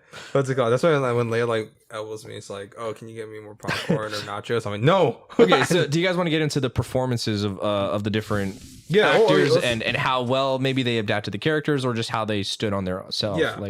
So let's go into first. Who was your favorite? Let's for me, let's kind of break this down. The favorite, standout, like you didn't expect them to do that well, and also least favorite. So who's your favorite performances? You could choose maybe 2 max. I want to say it's so hard to narrow it down because I really did like so many other performances, but I want to say Rebecca Ferguson really stood out for me from Lady Jessica. Yeah, she did a fantastic job, even if the actual actress didn't like the books or had her own she should have just misinterpretations. Yeah, I know. She said some stuff in some interviews that I do not agree with, but that's a topic for later. And then it's so hard to say. What about standout? Like you didn't expect them to be that good. Like they're not a major character, but then like their performance in a minor character or a smaller role really just stood out to you. I want to say again, it's very hard to narrow down, but I can't say one that anyone really surprised me with their performances. Pretty much everyone performed as well as I was one expecting. performance you're like, whoa, that's not the main people, not Timothée Chalamet or what's it called, Rebecca Ferguson. I know. I guess probably what's his face as Duncan Idaho. Oh, Jason Momoa. Jason Momoa. Like I expected to like him a lot in the film, but I really loved how much you really get that like brotherly relationship with him and Paul. Like it worked really well, and his death was like, it felt like really sad because I was like, oh no, I really like him. So I think he was really perfectly cast. But yeah, well, that's just me. What do you guys think? And he also brings the only humor in the film. Yeah. People make jokes too and stuff, but he's like, he brings a lot to it. He really helps ground it. So I was actually really surprised by his performance. I didn't think I was going to like it at all. Same. Just based on the trailer. I was like, oh no, this doesn't capture Duncan Idaho. I didn't think he was going to be able to pull it off, but he did a great job. I mean, still not as good as his performance in Stargate Atlantis, but he's in Stargate Atlantis. He is. Really? He is. How did I miss that? That was his breakout role. Stop it. Yeah. Huh. Okay. I had no idea. Okay, we're going. So, on okay. Stargate. What about you? He's What about the you? badass with the big gun. What about you, Rose? Yeah, on this, what's his name? Sorry. Oh my god. Jason Momoa? Jason Momoa. Yeah. I'm saying that right? Yeah. That's very confusing. We have a friend, Jason Mimosa. You guys are all familiar, so that's really confusing for me. So him, also thought I wasn't gonna like his performance. I was worried I was just gonna see him and like that Aquaman. kind of Aquaman Aqua bro bro. thing that he brings to the table, which is great like in certain contexts. But I was like again like really impressed by his performance. Yeah. Also like how I was able to kind of like separate the actor, which I didn't expect. And then And he brings a feral nature to like his fighting style that I enjoy. Yeah, which is great. I think that's one thing I was definitely expecting from him, from Game of Thrones and all the other performances he has. Like he's definitely capable of like selling a fight scene for me. Yeah. So I was like, yeah, he's gonna be great. Like fighting as Duncan, like that's dope. And I think they really pulled that off really well. Any other like performances? We're not allowed to choose Rebecca Ferguson. No, you No, can't. that's your favorite, but like, what I mean stand out is in like not the main people, but any of like the side ones were like, wow, that like was really like they stole the scene like whenever they're in. I have mine, which I'll get into in a bit, but yeah. I'm excited for that. Yeah. Okay. I don't even know if it's like the actors or the characters and like how the characters were portrayed, but I think both, yeah. What is this? Thufir? Oh yeah. I thought that he looked really like just oh my god, so good. Like I don't know. He felt like he again just like peeled right out of the books. Yes, exactly. Because Thufir is like awesome. he's like kind of a out of shape older man. He's a little past his prime, and they just they got that. Sorry, I'm not. No. I mean, I would have said the same thing, probably not as elegantly, but totally agree. And then, Yeah, he was great. Stephen McKinley. What's it called? You're talking about the Mentat, right? For that treatise. Yes. He was so good. Did he he had was a- so good. You know why? You know why they casted him too? He said he saw him on like some type of play, didn't he? He was like, this guy's like a teddy bear. I want him. Wasn't he also in Ladybird, or am I thinking of somebody different? I No. think maybe Was Yeah. he? Lady Bird was he like the Did- counselor the guy? the priest or Yeah, whatever. yeah. His Oh, son yeah. died. Is that or, Lady Bird? Yeah. He was Yeah, like I I liked- remember him. Yeah. I like him in Lady Bird too. He was good. I remember him from. Have you guys seen Manchester by the Sea by any chance? No, I haven't. Yeah, I've been I really wanting want see to it. though. Yeah, Yeah. he's like what's it called? Casey Affleck's boss in that one, and he was also like he's a boss, but like he's the most teddy bear, heartwarming boss in the world. No, I loved it. I love his like. It felt very understated, but like he's essential. He's there, and I'm really glad that. I mean, we'll get to part 2. He's gonna be more. He's gonna get more of a spotlight, which I'm really excited Dude, for. and Charlotte Rampling as Helen, the Ben Gesserit. Oh, mother. yes. Oh yeah. my god, how did we Terrifying. not bring that up? Yeah, Intimidating. she was great in the one scene she was in. I was like, Which is fine because that's the only that's scene still she needed to be in. part one. She nailed It's part one. She'll Miles. definitely be That's back the in. same thing I could say about Zendaya. She's great in the 2.5 scenes that she's Yeah, in. because like I said, she's not Again, supposed to be. I think that is definitely a fault of the marketing. I understand why they were Oh, they pushing have her to. so much because again, she's one of the biggest stars in the world right She's now. so she has hot a right now. she, she has a I hardcore hadn't fan even base. heard of her until this You're lying. movie. That's How interesting. is that funny possible? we enough, talked about did- we talked about Spider-Man before, and we mentioned Zendaya, so that's a lie. you know what's really funny though is Unless you want that from your memory. what's funny. I mean, it is Marvel, so I might have. is Denis is a lot like Miles in this sense. He had he no didn't know, idea. He yeah. had no idea who Zendaya was beforehand. So she wanted to cast, or she wanted to be in there. So he was like, "Oh yeah, sure, have her come in for like for an audition." And then later he said he regretted having her come in for audition because he was like, "Oh, she was great. Like, why did I even do that?" But she thought he was perfect for it. But like again, I think a lot of people are expecting more from her because she's one of the main focal points in terms of like marketing. And again, I understand why, and the trailers and everything. And she's part of the opening. Yeah. But again, she's not really crucial at all for the first part of the movie. But she's there throughout. Yeah, like, she's they just sprinkled. Her presence is definitely felt, and that's important for many reasons, as we'll get to in part 2. But like, yeah, her actually needing to be there for the main plot, not necessary. But we're gonna see a lot of her in the next one. Yeah. Ooh, I also like Kynes.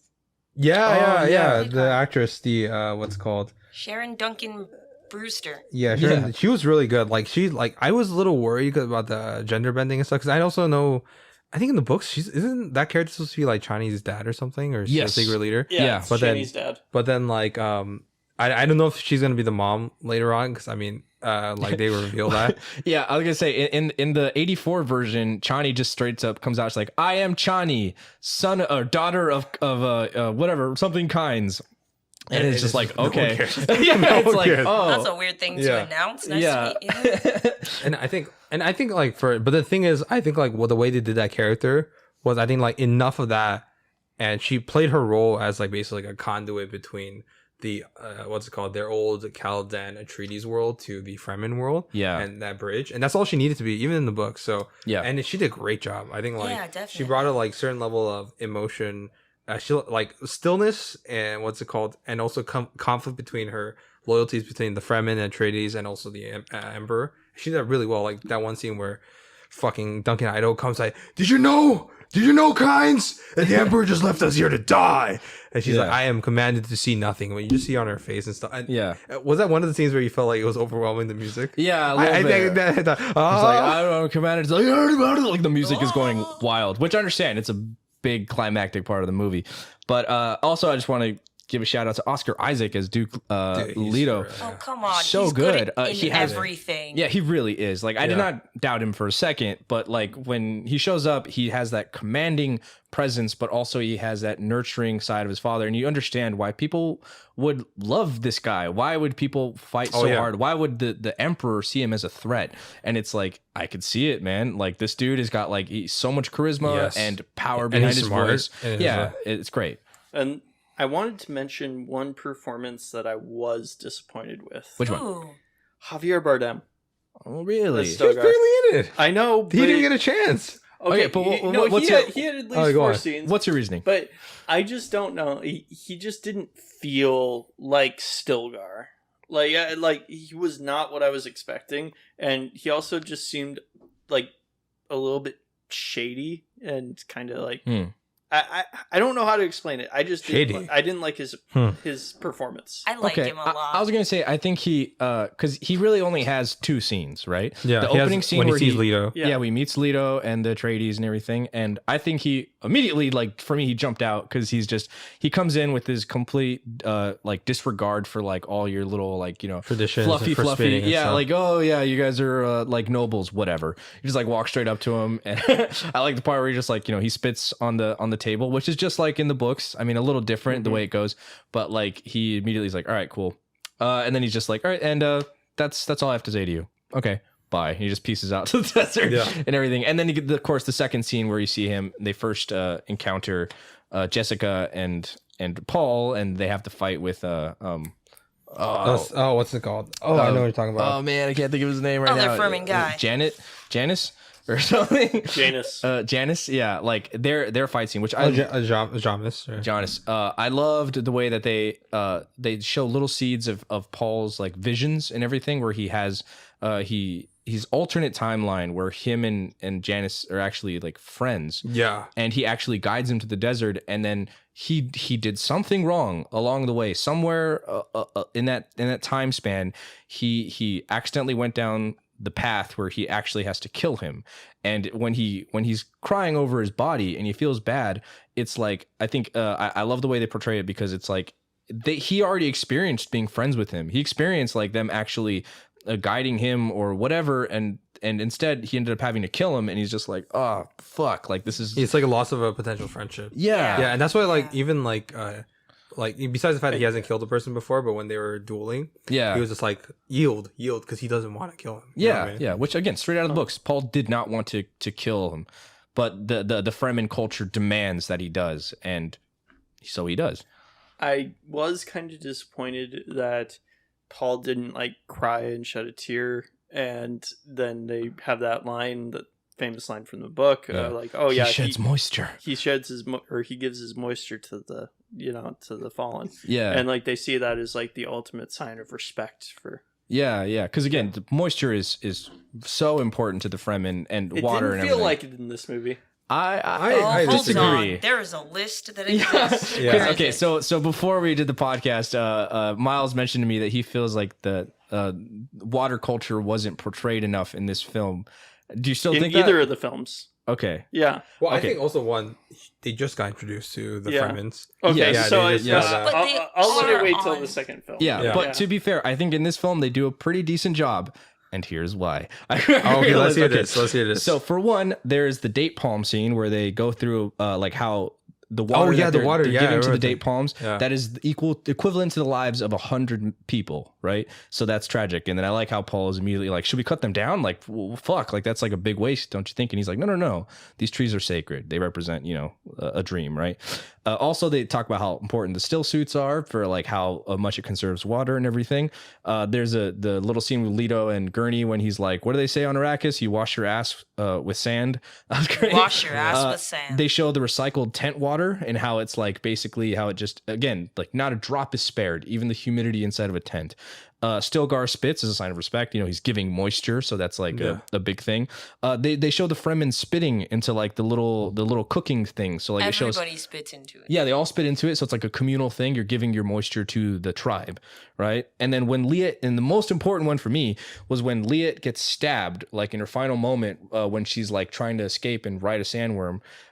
She gets stabbed. The first thing that you see spurt out is water from his still suit. Right, so the water is literally representing her life force, you know, her blood just getting spilled out. You see the water spurting, and then eventually, you know, the sword gets pulled out and you see blood. So for me, that was like a lot of really good, subtle visual indicators showing how much. And also the when Stilgar was talking about like, well, what's the point of having you when we could just get the water from your body? Yeah. Yeah. That's like a whole discussion. Yeah. So there is a lot. Yeah. Yeah, I mean, I'll give What's it it a like to be chance in the destroyed second with movie. facts? I'm just kidding. I'm joking. Look, I am like Jodorowsky. I believe in feelings over facts. He's a true, what is it, spiritual warrior. Yes. Okay, so back to me, I guess, in terms of like the performances, I guess my favorite, it's surprising we haven't mentioned Timothée Chalamet, where I think this actually might be, as much as I love Call Me By Your Name, I think he did fantastic in there. Has anyone seen that film by any chance? I have not yet. Oh, that's one day we'll talk about that film. Maybe when we talk about Suspiria. He was another actor I'd never heard of until this movie. You're shitting me. Really? Wait, no. We taught Miles. You forget all our Wait, he was conversations. in Lady Bird. You watched Lady Bird. Wait, was he in Lady Bird? Yeah, What he's, you the, did he's was the one that took highly away follow Lady Lady Bird's Bird. virginity. Really? Yeah, I Yeah. haven't That was seen Lady him? Bird, but Okay. I knew that one. Yeah. Wow. He was in Interstellar. It has one of my okay. He's the son. Okay, I don't know. Maybe I'm just faceblind to this guy. Okay, that's fair. That's And- You hard. thought it It's was pretty Johnny Depp the distinctive whole face. But I time. was gonna Yeah. say, just from Lady Bird, I recently just saw a clip that was making me bust up so much. It was like when she's like, "Yeah," Timothy's like, "Yeah, what you did was pretty badass. That was pretty anarchist. Baller. Yeah, it was pretty baller." And she's like, "Was like, but I'm not gonna tell anyone. Don't worry." And she's like, "Oh yeah, don't worry about it. I mean, it's like." Otherwise, I'll murder your whole fucking family. He's just like, what? That's great. Anyway, no, I liked his performance a lot, but I understand why people have some complaints about him. I'm like, I'll get into that a little bit, but Wait, let's go into now because like we're talking about performances. Okay, right? okay. A lot of people were saying just in the story, and I'm trying to represent Blake here because Blake unfortunately couldn't be here for this recording, but If he you did. hadn't noticed. Yeah, Right, if right. you He hadn't couldn't come here noticed. to give his bad opinions, right? I'm just kidding. But I'm just kidding. he Blake. said that he didn't like Paul, or he didn't feel like he understood Paul that well, or that he just didn't get a good feeling for him, which I kind of understand because it does the plot of the film really, it does revolve around Paul in a sense, but is mostly dealing with like the greater plot elements that are happening, right? So it's not too much focus on Paul, which I kind of get, but I don't know. I still think that he did a fantastic job. I think that you get enough of him, you understand where he's coming from a lot, like, you know, why he's mad that he feels like he's been turned into a freak by the Bene Gesserit and everything. I think don't know. that seemed like perfectly exemplifies his whole journey, where it's like he's unsure, like he basically is the Messiah, right? But he's unsure of like whether or not. Same with the book, he needs to accept that or whether he is the Messiah. But and then, you know, the whole thing is like he has a fear, like, you know, the fear is a mind killer. Like he has a fear of accepting his destiny, which is basically like head of a jihad, right? Yeah. And then Which they don't even mention. what do you Yes, mean? they do. They mention it. He has a vision. He literally is like screaming like, "There's gonna be a holy war spreading across the galaxy, killing billions For in my my father's name. Yeah, in my name, with my father's skull." And it's like he screams it. Were you watching the same movie? Were you asleep during this? You know, You it know got what? so boring I might have fallen asleep. at Oh some my point. gosh! You're getting that immediately back. discredited. one of my No, I actually did watch through the whole movie, but no, it didn't focus in on the moral dilemma as much as I would have liked. Because the thing is, he just was exposed to the spice, right? So technically, his visions don't really kick in until the later half of the film. And I think we'll talk about that for what's probably going to happen in part two. Yeah. But one of my little funny, my favorite little funny things from behind the scenes. Apparently, when Denis was like acting with Timothy, he was telling him like, certain moments where he was like, "Oh, actually, Timothy, you know, don't do it like this. You should do it more like this." And then he was like, "Oh no, but I'm Muad'Dib," and he's like, "No, you are not Muad'Dib. You are not. You are Paul Atreides still. You are not." And then later he'd be like, "Am I Muad'Dib yet?" He's like, "No, you are not. You are still just Paul Atreides. You're not Muad'Dib yet." I love that. That's something Denis would do. He has such a strong grasp of material. It's like when you know what you see, this is when you're this in. But I think like in terms of like Timothy Chalamet, I think like he really got the what's it called? The childlike nature of like somebody who on the surface level has to appear to be like somebody who's emotionally mature beyond his years, but internally, like especially during that breakdown scene where he's actually still just like a little fucking kid on the inside and he's not willing to accept his he's supposed to destiny. be like 15, and I think he does a good job of being a teenager. Yeah. And then he's actually like, what is he, like 26, 27 or something? And then all his pauses and like, you know, especially when he's talking to Chani or like, his hesitations and stuff like that still shows his character struggling to accept the destiny, right? He's struggling to accept like what he needs to do until the very end after he kills Jamis, and he's like, no, this is like, you see his posture change a little bit. You see he's like a little bit more direct. And he's like, no, this is desert power. Yeah. This is where we need to be, right? And I'm like, and I think that he just like from little facial muscles or postures he's able to show, because that scene where he's walking in Caladan through the beach, he's like all hunched over, he's looking down. Moody teenager vibe. Exactly. But at the end, he's chest up, looking forward. Yeah, he's taking on that role.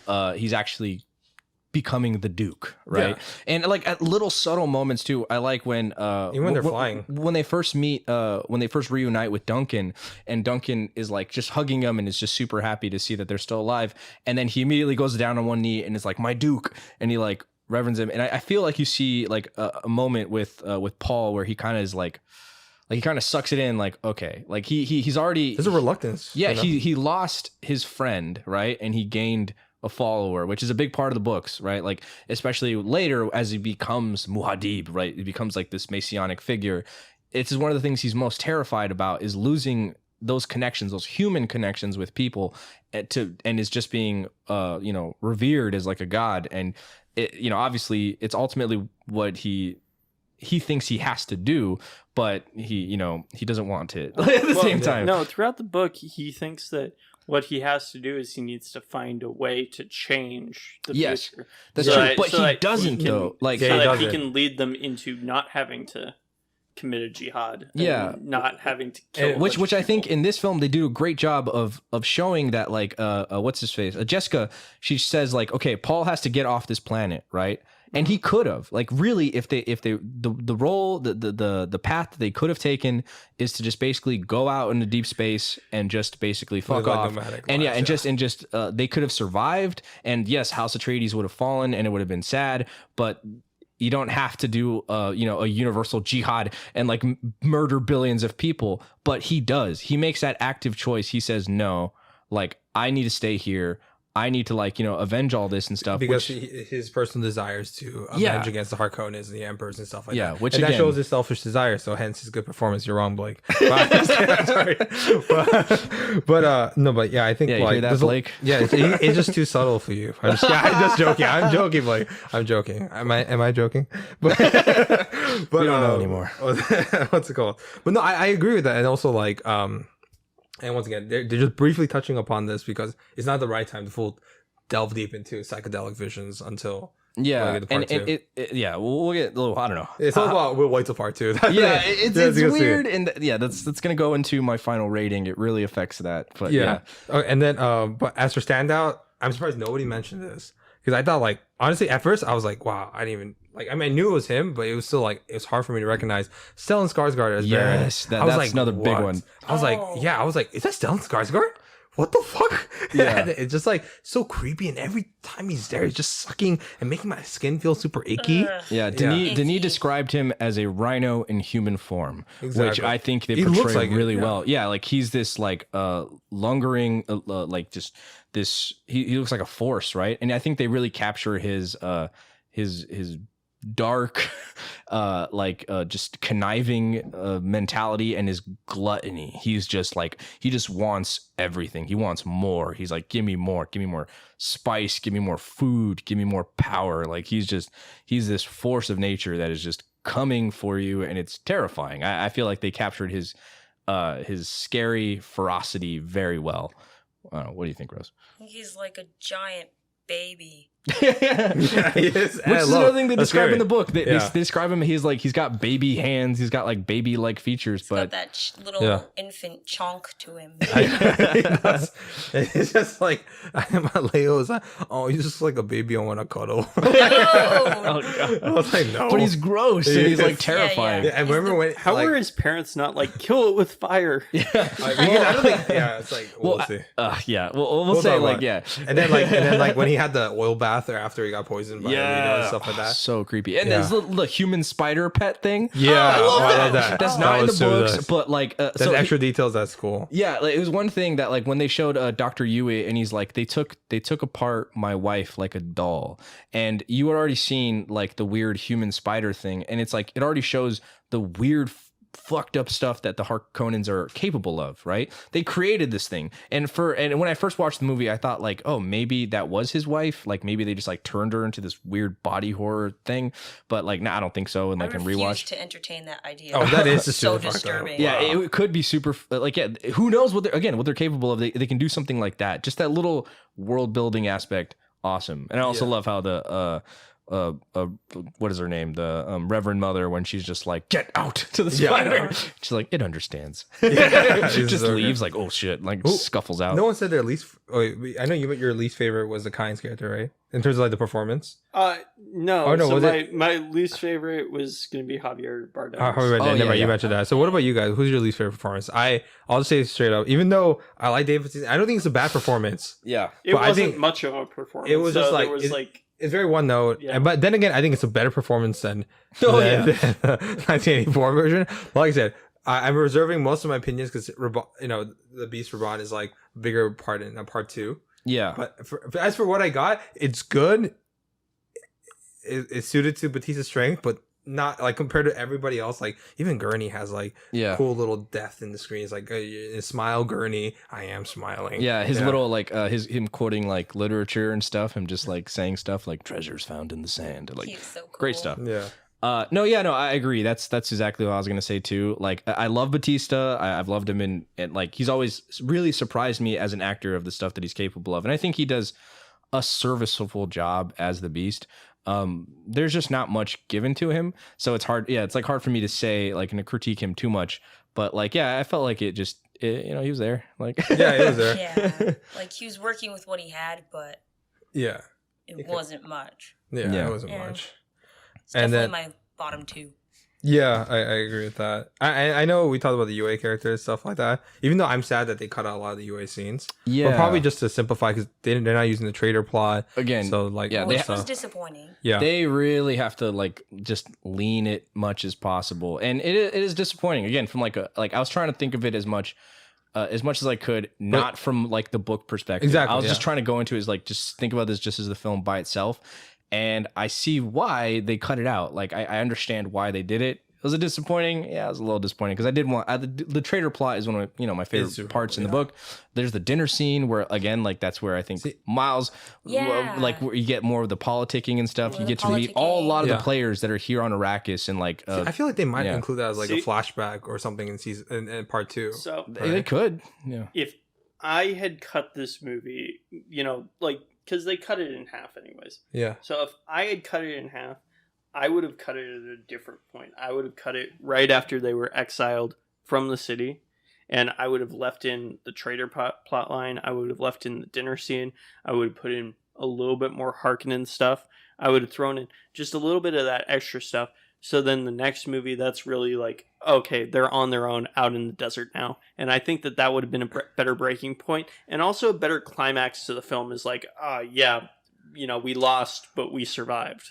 I get that, but then you miss out essentially the resolution to the first part of Paul Atreides' emotional journey, which is him accepting his what's it called, his destiny as Muad'Dib. I think that's really what he was trying to go for because it does end with Paul's final acceptance of it, his final step into the unknown in the desert and everything. It's like, okay, now we're going for a ride, and it does. The endings feel super abrupt, which is a lot like the book or the ending of the first book. Where it just kind of just ends as like shit's happening. It's just like, whoa, this is crazy. Where's it gonna go? Oh, it's over. Yeah, I thought it was gonna end right there because he was like, oh, this is just the beginning. I was like, Yeah. oh, okay, so it's gonna end. Yeah. Yeah. And so it kind of does capture the spirit of the book. I don't know how he's gonna do it in part 2, but yeah, let's get into no, that. I mean, Messiah. so are they going to basically start off the next movie? Either they have to start it off with the Harkonnens, or they literally start it off by saying, okay, well, yeah, that guy you killed, well, you're now in charge of his wife and his children kid and and stuff. stuff, yeah. And it's like, and people who don't really remember the first movie will be like, what the fuck's going on right now? Like, Yeah.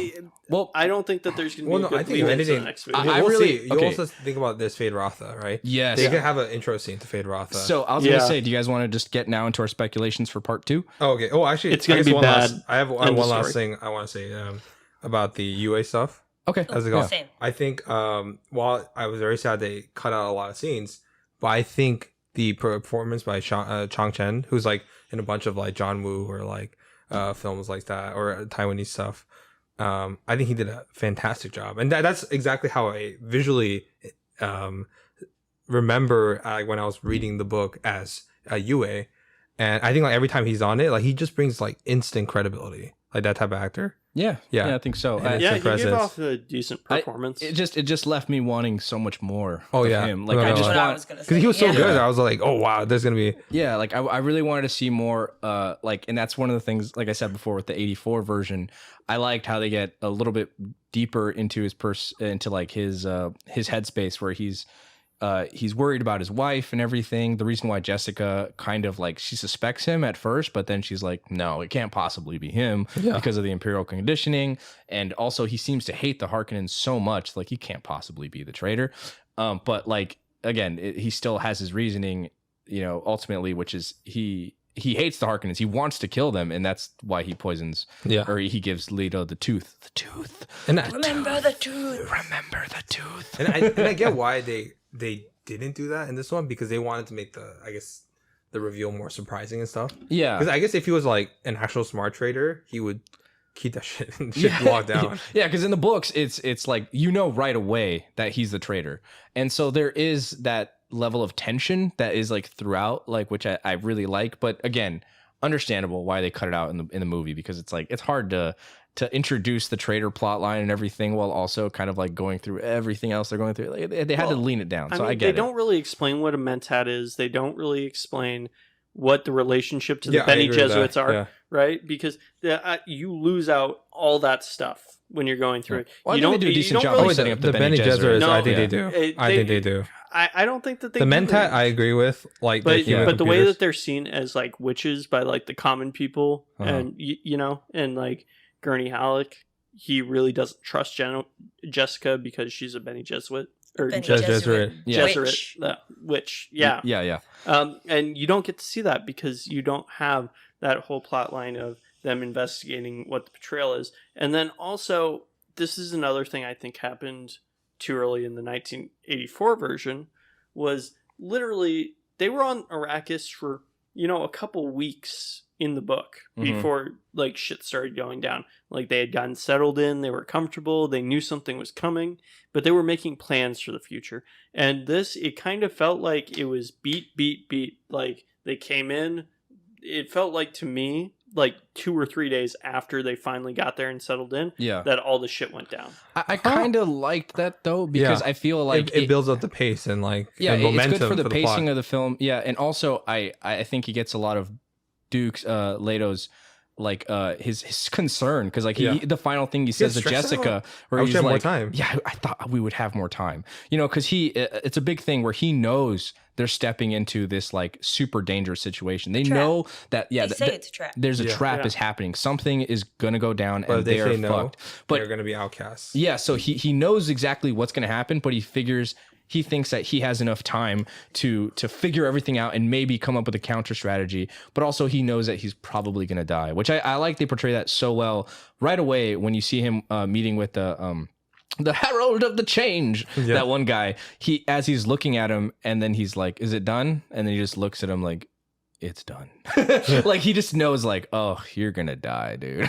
Like he immediately knows. And again, with the Bene Gesserits and how they act, like, we can't save him, but we'll try to save the kid, and we'll save Jessica, try to spare them. And so you get that feeling that he's just this doomed man, right? Like he's walking around with the death sentence, and he just is like, "I'm gonna die, dude, like fuck." And then again, that conversation with him and Jessica where he's like, "Are you gonna protect our son?" She's like, "Yeah, of course." Like, no. I mean, are the Bene Gesserits gonna protect our son, because he's gonna fuck, like we're fucked here, dude. Like I know we're gonna die. Like this is gonna get really bad. And she's like, I think we've done everything we can. It's like, okay.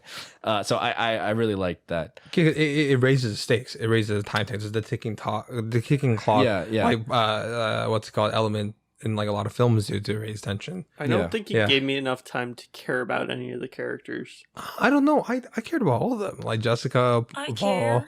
care. How's it called? I didn't care about Leto. Because I didn't care about, like, honestly, it's just everybody who died. It just seemed like, okay, they came in, there's maybe like 4 or 5 of them, and then this small force came in and took them over.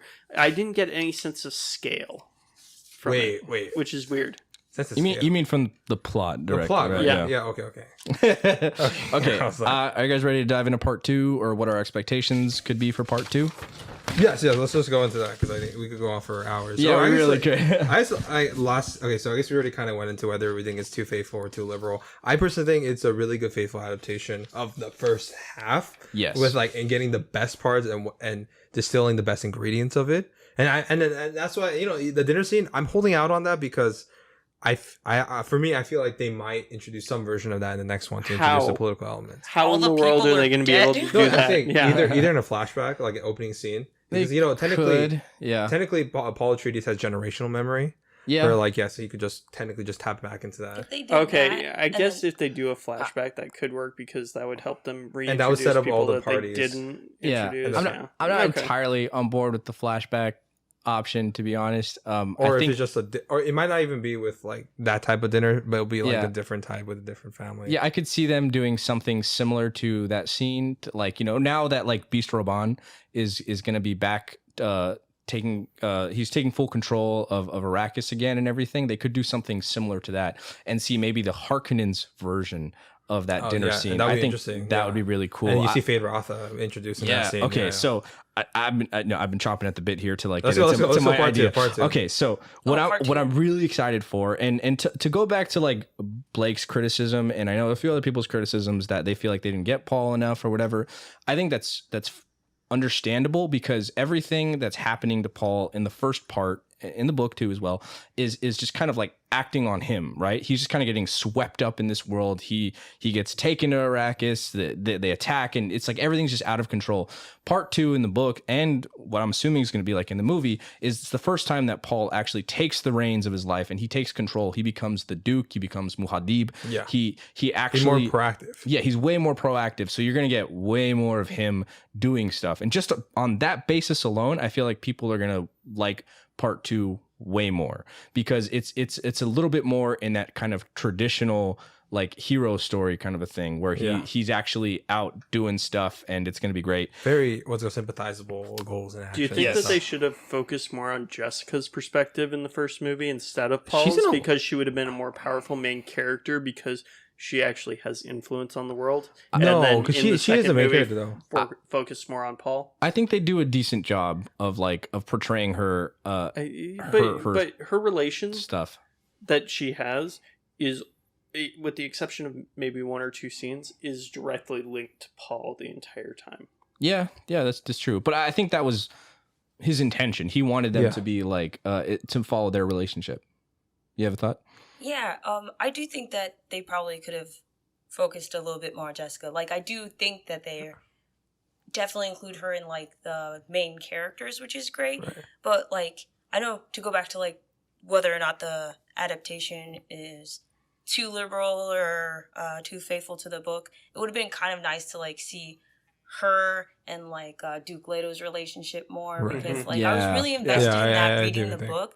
And the whole, like, traitor storyline, I know we already talked about it, but like that included really like got me invested into a lot of what was going on with the family, what was going on with them, and Jessica specifically. Well, that's the thing too, is Jessica has a great arc in the second part too, where not to spoil anything, but she has a lot to do. We're spoiling anything, so you can just say. Well, basically, she becomes like a reverend mother for the Fremens and stuff, and they kind of hinted at that in the first one, in the yeah. Did they have like useful she was? Yeah, in the flash forwards and stuff, where like in his visions, he sees her with like all the tattoos in her face and stuff. Great stuff. So I'm really excited to see that. But my idea of what they're going to start part 2, and I might be wrong about this. So the character they did not introduce at all in the first part is Fade Rotha. Fade Rotha is the Baron Harkonnen's other nephew, because there's the Baron, or there is Beast Roban, right? Who played by Batista. And the second one, but very critically in the book, Fade is who the Baron is setting up to basically usurp the Emperor and to eventually end up on the throne, and he's grooming him to take over the Harkonnen house. And he has a awesome scene in the book, which comes right after Paul kills Janice, and he's feeling really shitty about it. His mom's kind of making him feel shitty about it. She's like, "Oh, what's it like to be a killer?" And he's just like, "Oh," and it's just like all his hesitation to want to take someone else's life. They immediately contradict that when they show Fade in back on Gidi Prime, which is the home world of the Harkonnens. You see him in a arena, a gladiator style arena where he's fighting slaves and he's just fucking killing them like he doesn't give a shit. And he even goes as far as like is staging this like big a thing where he has like what's all like the slaves that they're fighting are like poisoned beforehand, so they're not really a threat to him. But he sets up a thing where this slave is not poisoned, but he wants to show off that he's like a badass and he's going to kill this guy anyway. Mentally conditioned. No, like they were like, oh yeah, they kind of had their wits about them. No, they were Different poisoned. They Yeah, give him were like a poisoned. very specific poison, which turns their skin like orange or something. So it makes it look like, so you can physically see how like they're poisoned and stuff. So they paint this guy to make him look like he's poisoned, but he's actually not.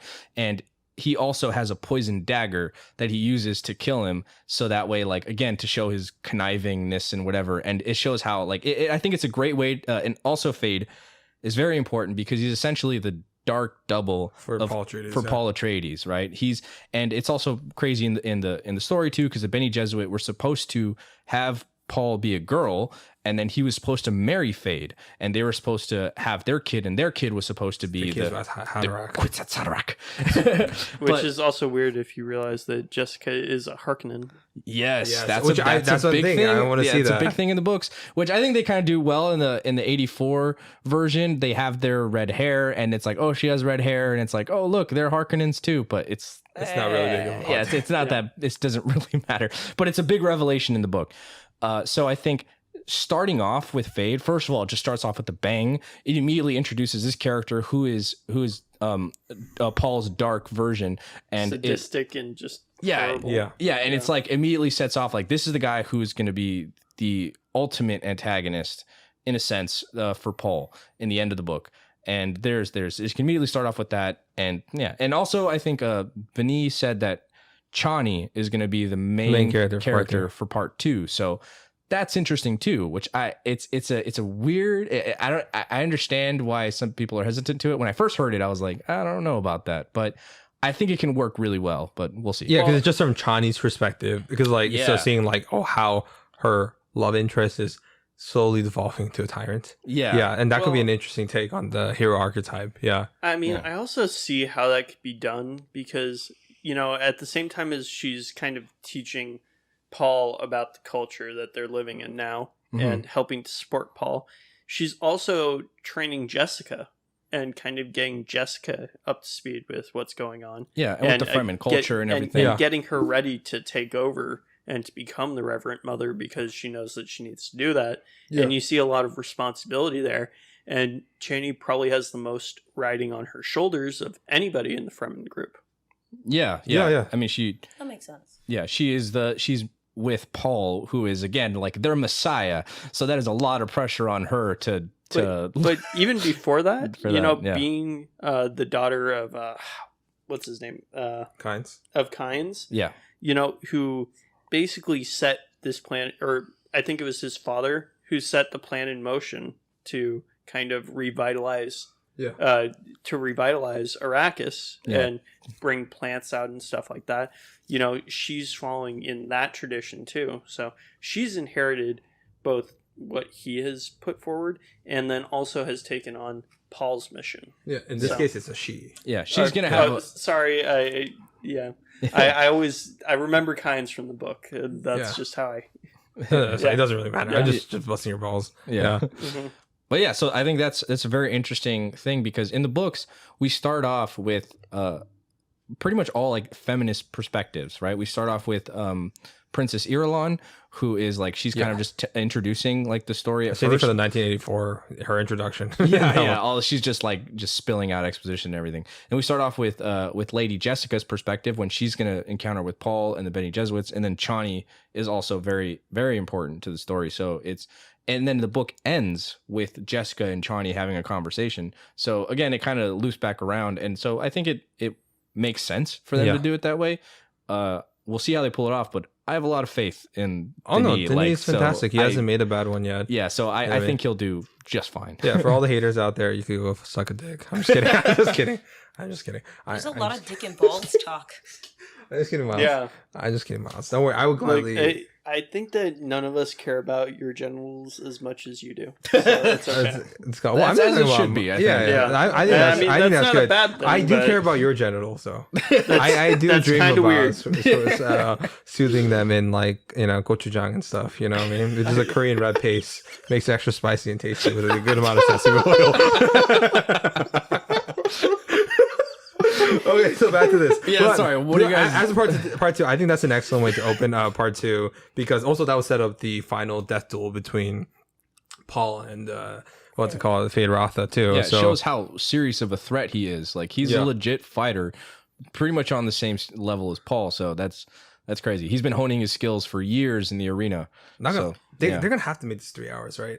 I'm, I feel like there's just so much to cover. They have yeah, to cover. there's a though. lot. There's a lot. So, do you guys think that this?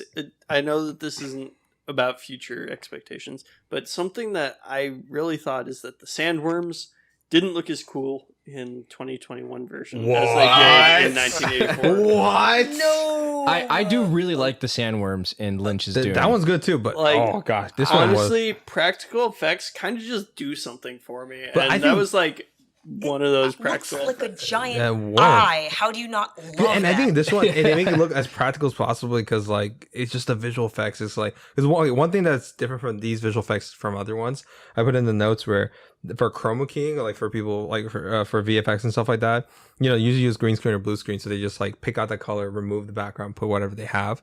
But Yeah. this one, all the chroma keying was brown purposely so that the Really? reflection off that would look more accurate to how it is, and as Interesting. a result it'll won't take you out of the immersion of the visual effects. The whole point of visual effects is to fool the audience into thinking that thing is real. I really liked the sandworms. I feel like they felt like a force of nature as Yeah. they should, and I don't know. I really like their design too. Design, you- the texture, the look. You don't get to see anything but a mouth, other than like one time. Yeah. Well, I think that's good. That's like kind of like Jaws, where it's like that's how you build a scale, because it's always from the perspective of the humans, Yeah, right? and we're gonna get plenty of sandworms in part two. So desert power, Okay. Yeah. desert power. We So, better. yeah. Yeah, because we didn't even get to the point where they were. Oh yeah, my bad. No, say no. So I was. What about you, Any Rosie? more expectations? What for about part you two? for part two? What are you excited for to see? It's kind of a big question. Well, I mean, I'm like everyone else optimistic at this point. I do really hope that you're right. Like 3 hours would be good. Yeah, Just give me all of it. Give me all of it. But like, take your time too, because I know in the 1984 version, I felt like the second half was just like bullet points, just like this is happening, this is happening, this is that one happening. actually did feel like bullet points. Take Yeah. your Yeah. time. Like, I'll sit through it if you do it well. Yeah. And I think that you can do a most chunk of it in 3 hours. Like, Yeah. because they went through quite a bit in part one. And Yeah. part two is more just I- about, Well, what For are me- what are the major plot points that they have to cover in the second one? like the Because- rise of Modib. Well, yeah, you get the rise of Modib, and There's just the real you've big got- introduction into the Fremen culture, Yes. which I feel like that feels like it's very important to Denis. So and it Yeah. is, it should be. It's really like one of the main focal points is like again the how the colonial anti-imperialist themes. how the environment really shaped these people's culture and beliefs and everything. well, I think that a picture really is worth 1,000 words when showing off the Fremen culture, and I think that based on the set design and costume design and just kind of showing that, he can probably cover that in about 15 to 20 minutes of really getting you deeply Okay. Yeah. understanding what the Fremen culture is like. If you just have the right setup of shots, you get the right views of their compounds at the Sieges, because you haven't really gotten to see the Sieges yet. You got to see Yeah. the one research compound that was underground, Mhm. but that was about it. And there's Yeah. another big part of part two. In the books, there is a time jump Yeah. where they jump forward a couple years and see how everything advances. So I think they could totally do that in the book. Just jump forward a couple years. And what makes give you- sense, the actors actually aged 2 Yeah, years yeah, too. yeah. Give a little backstory. Like, okay, like I think a lot of it, like Paul, like having to take care of Jonas's kids and everything. Like, you can totally just show that by like him just taking care of some kids and then That's being like like, 2 in the minutes. like they can do that very version- quickly. They're there. No, in the 1984 version, this is actually exactly where they broke for that time jump of 2 years.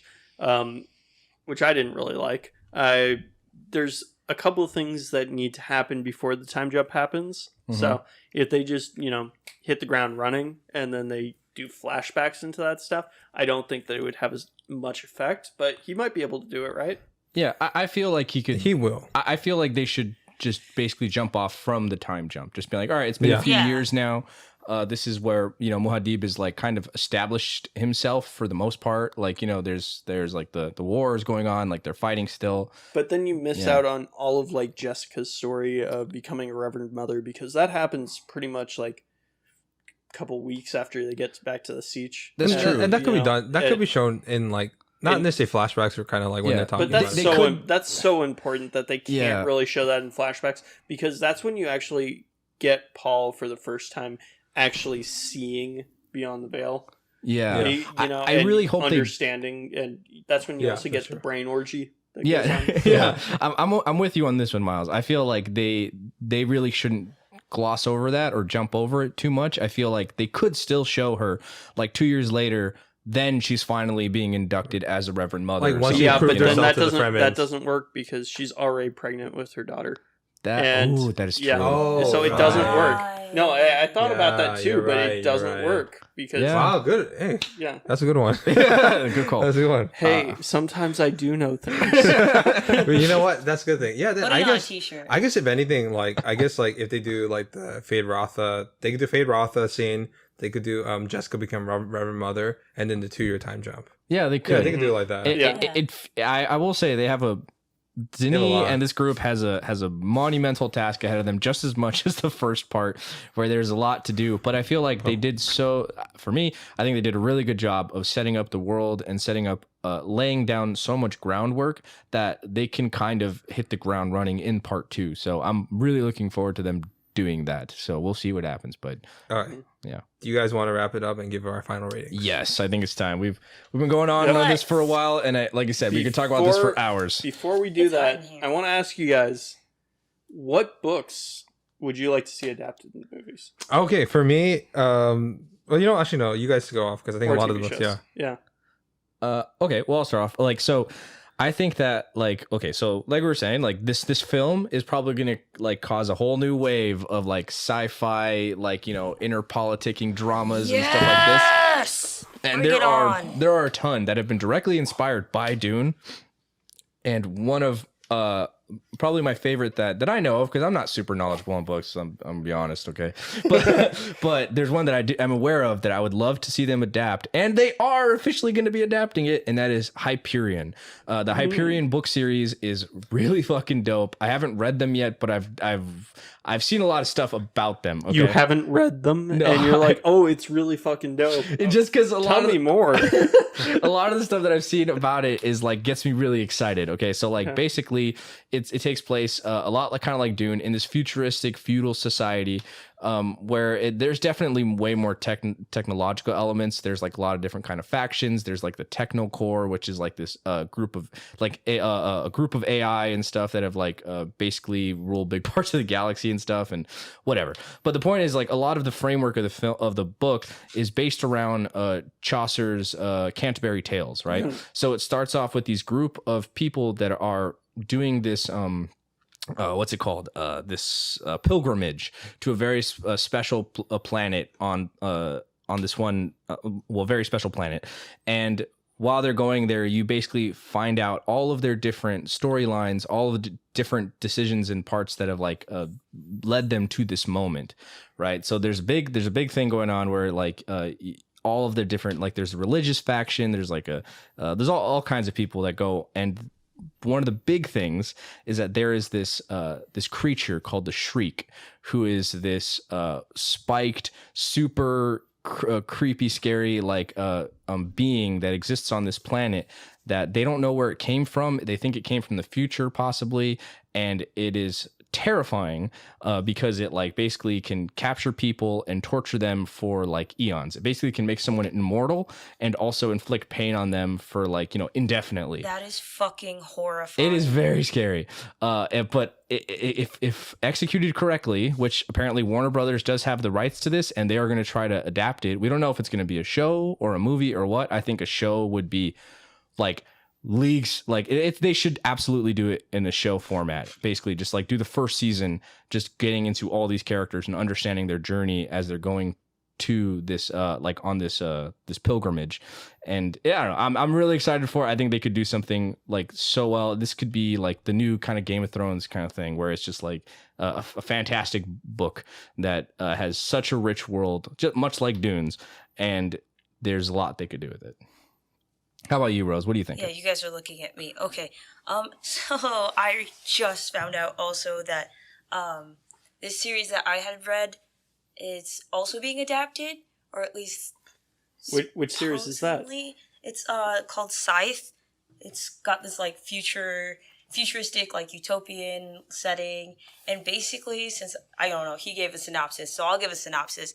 So basically, people are like immortal. We've like figured it out, you know, like, and we just last forever now. And the world is very different. We're just like, how do we deal with that? Like, some people have to die. Overpopulation is a thing. So they have like this organization called the Scythes, right? And they are like the Grim Reapers of the future. And like sometimes people get picked and then you come and they have to kill you. And that's basically it. I don't want to spoil anything. But I think that that's gonna be so much fun. Do you know who's adapting it or anything, or who has the rights? Who is it? So, as of last year, Gary Dauberman is in charge of it. Okay. Of writing and directing. I believe he did It and Annabelle. If I heard correctly. It sounds cool. I'm not gonna lie, the Annabelle Sorry. gives me some pause. I'm I know. I'm a little nervous, especially because like those are both like horror things, and this is like very different than that. Yeah. Also, I didn't say who wrote it, but the Scythe series by like Neil Shusterman. If anyone wants to read it, strongly recommend. So much fun. Nice. Very investing. And also, I think that I would maybe want to do. I don't know if they've done it already, but Arthur C. Clarke's Childhood's End. Oh, I think that yes. could be really interesting as like That's a fantastic choice. Yeah, Yes. like a sci-fi, maybe even like a weird indie film. I think that could be really cool. Yeah, that'd be awesome. I mean, well, you go on. yeah. So I've got two. They're both by the same author though, Brandon Sanderson, amazing fantasy author. Not really sci-fi. I remember you talking about this. Yeah, does have some sci-fi stuff. I just found out that one of his that I was going to suggest, which his only completed series his completed series that I really like is the Mistborn saga, and it looks like Mistborn: The Final Empire, which is the first book, is being adapted into a movie by DMG Entertainment. I don't really know what else they've done, but they let's see. On IMDb, it looks like they did Twilight. Oh, God. Oh, no. Why was that first on the list? Okay, they also did Kick-Ass, Looper, Point Break. Okay. Yeah. Okay, yeah. Okay, so Terminator 2 Judgment Day, Iron Man 3. So they've been on some stuff. Yeah. So I'm reserving my opinion, and I don't even know if it's actually going to get made or if they just say they're in production to hold the rights. You know, that happens sometimes in the industry. But then his other series that I would love to see more as a TV series, but I don't want it to happen yet, is the Stormlight Archives. Because right now there's 5 books in the series. There's going to be like 8 or 9, I think. What's that one about? So that is about a world where basically people have magical powers. Some people do.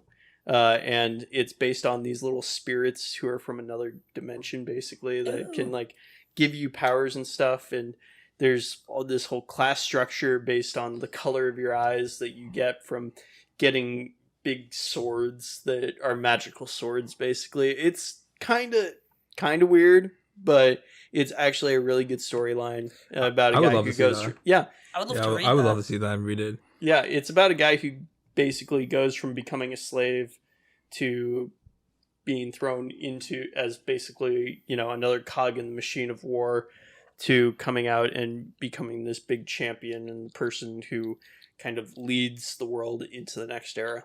Nice. Yeah.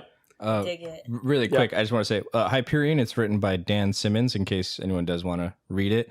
And also, apparently, the rights used to be owned by Sci-Fi, but Warner Brothers bought the rights. Thank God. Thank God. Yeah. Thank God. That would have been sad. Yeah. Sci-fi. sad. I used to love you, Sci-fi, but you've ruined too many things for me. Philip just like accidentally ripped the mic out of its stand. I did it so I could stand because my legs are going numb. But yeah, I do feel like that. I have hearing, I know about, that's the one like blind spot where I have not read that series. I've heard so many good things. I do really want to read it. I'll probably read it soon. That's like my next thing I'll tackle. That one's really cool, especially if they're adapted. I'm gonna see it. Because I'm also trying to reread Wheel of Time, which I'm excited that that's gonna actually be adapted into Amazon series. We'll see if it's good. We'll see. Like, because a lot of the big ones that I wanted to see, like the Witcher series or Annihilation. Well, they only did the first book, but they have a whole Ooh. series. Nice. I don't think that's going No, anywhere. it's though. not gonna go anywhere. Amazing movie. If you haven't seen Annihilation, please watch it. And then there's a couple others where I think, oh, what was it?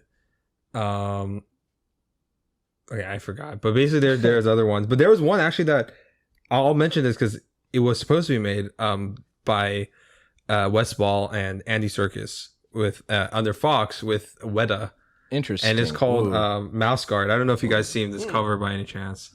Mouse Guard.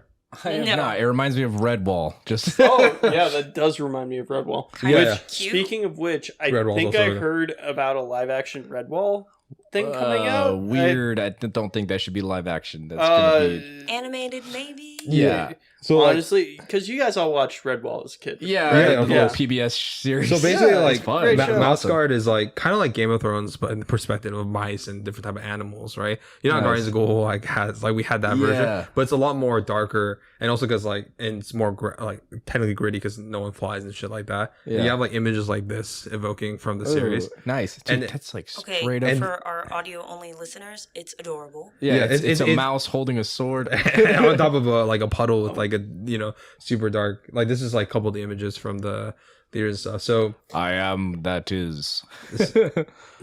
and they what's it called, they greenlit the series with a $170 million budget Ooh. and they were almost done. They're not almost done, but they were like they finished making the film like first pass without any of the special effects. So this is like some of the screenshots. Oh my They came out. god, this needs to happen.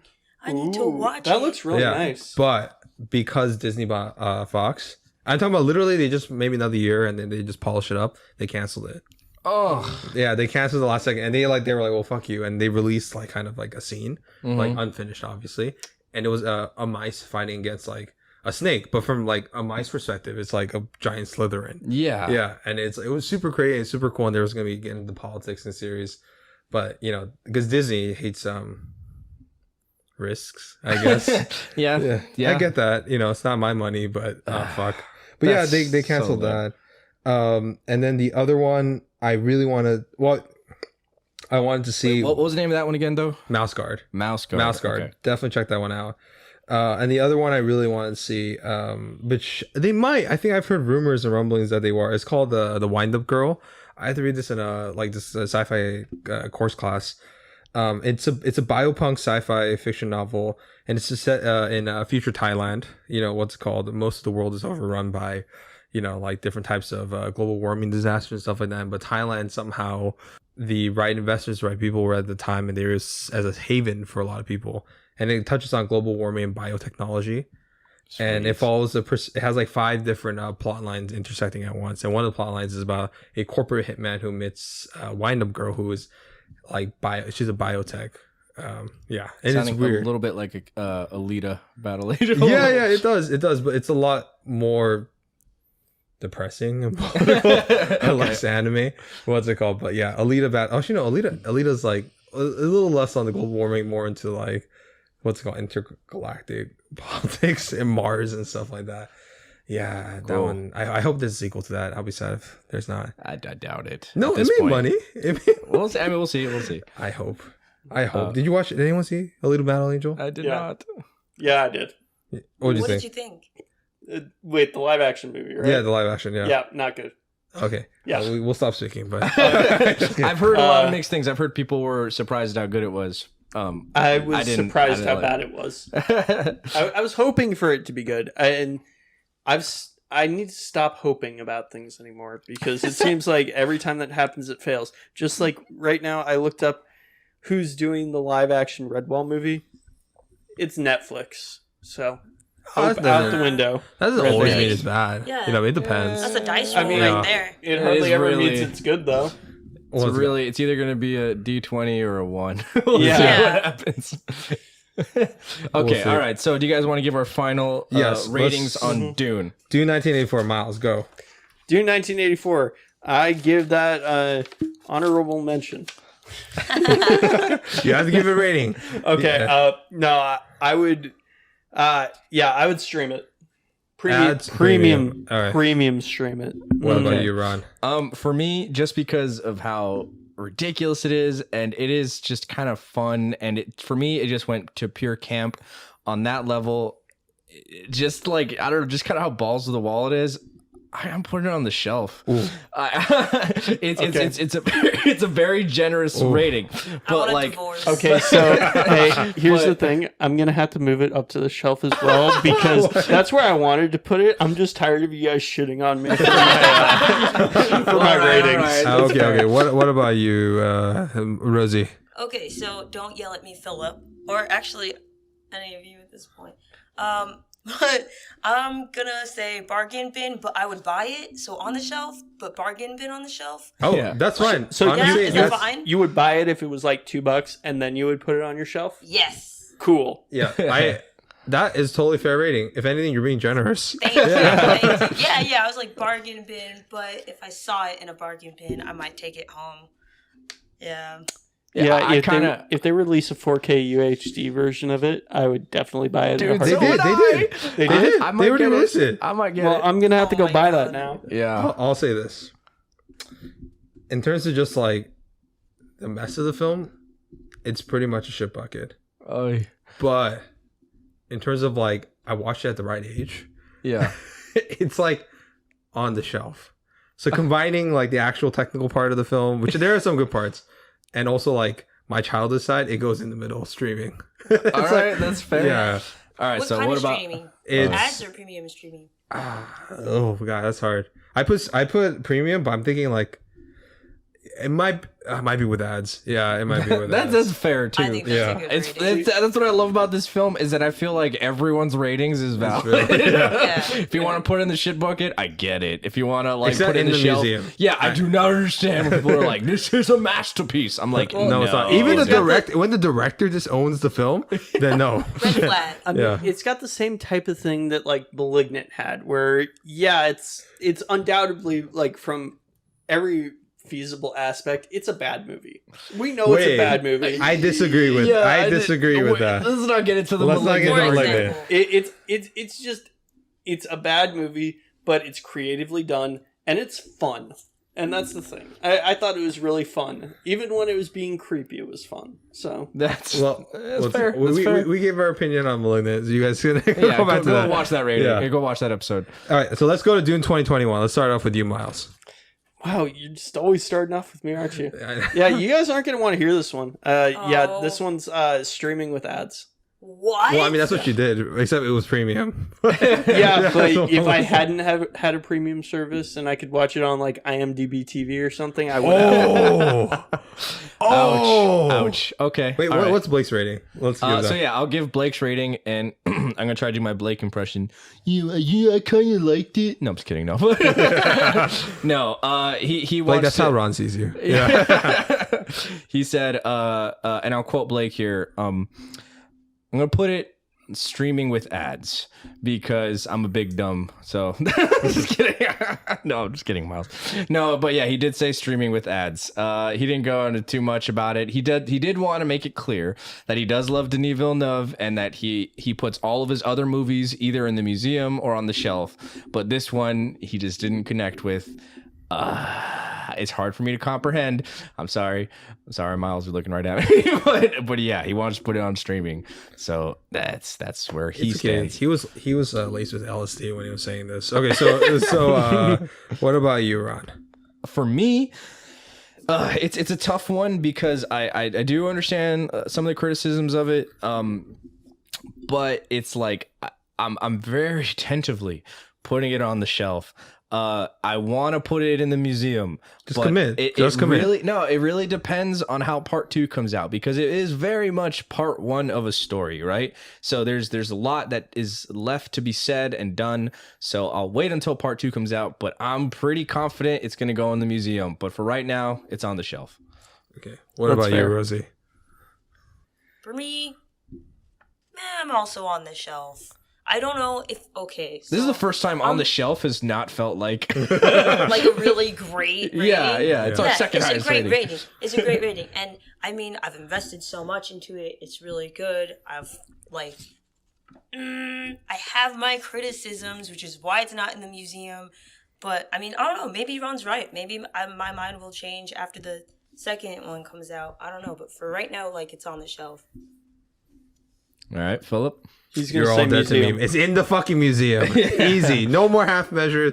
Doesn't matter. Even if there's no part 2, the fact just what we got on screen, the fact that there's no one else doing this type of shit, and then the fact is we got Dune 1984, and that already shows you. Wow. Okay, no. this is how it could have gone wrong, but it didn't. Yeah, that's fair. Look, And- I mean, it was a passable movie. It's definitely more than passable. It was better. Definitely more than passable. I'll say it was better than the last 7 Marvel movies.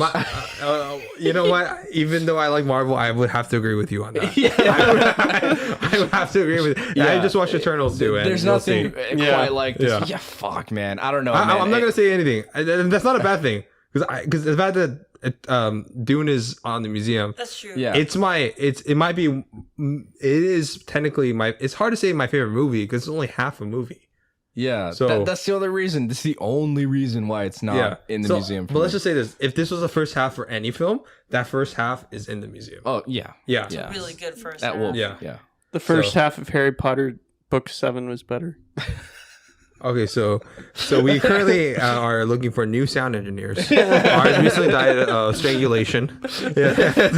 His body could be found on All right, the guys. tennis Let's- freeway. All right, let's Okay. wrap things up here. Let's We've see. been Go. talking for a long ass time. Off the Monte all right? Vista Avenue exit. This, this Man, now I can go take out that insurance claim and just disappear.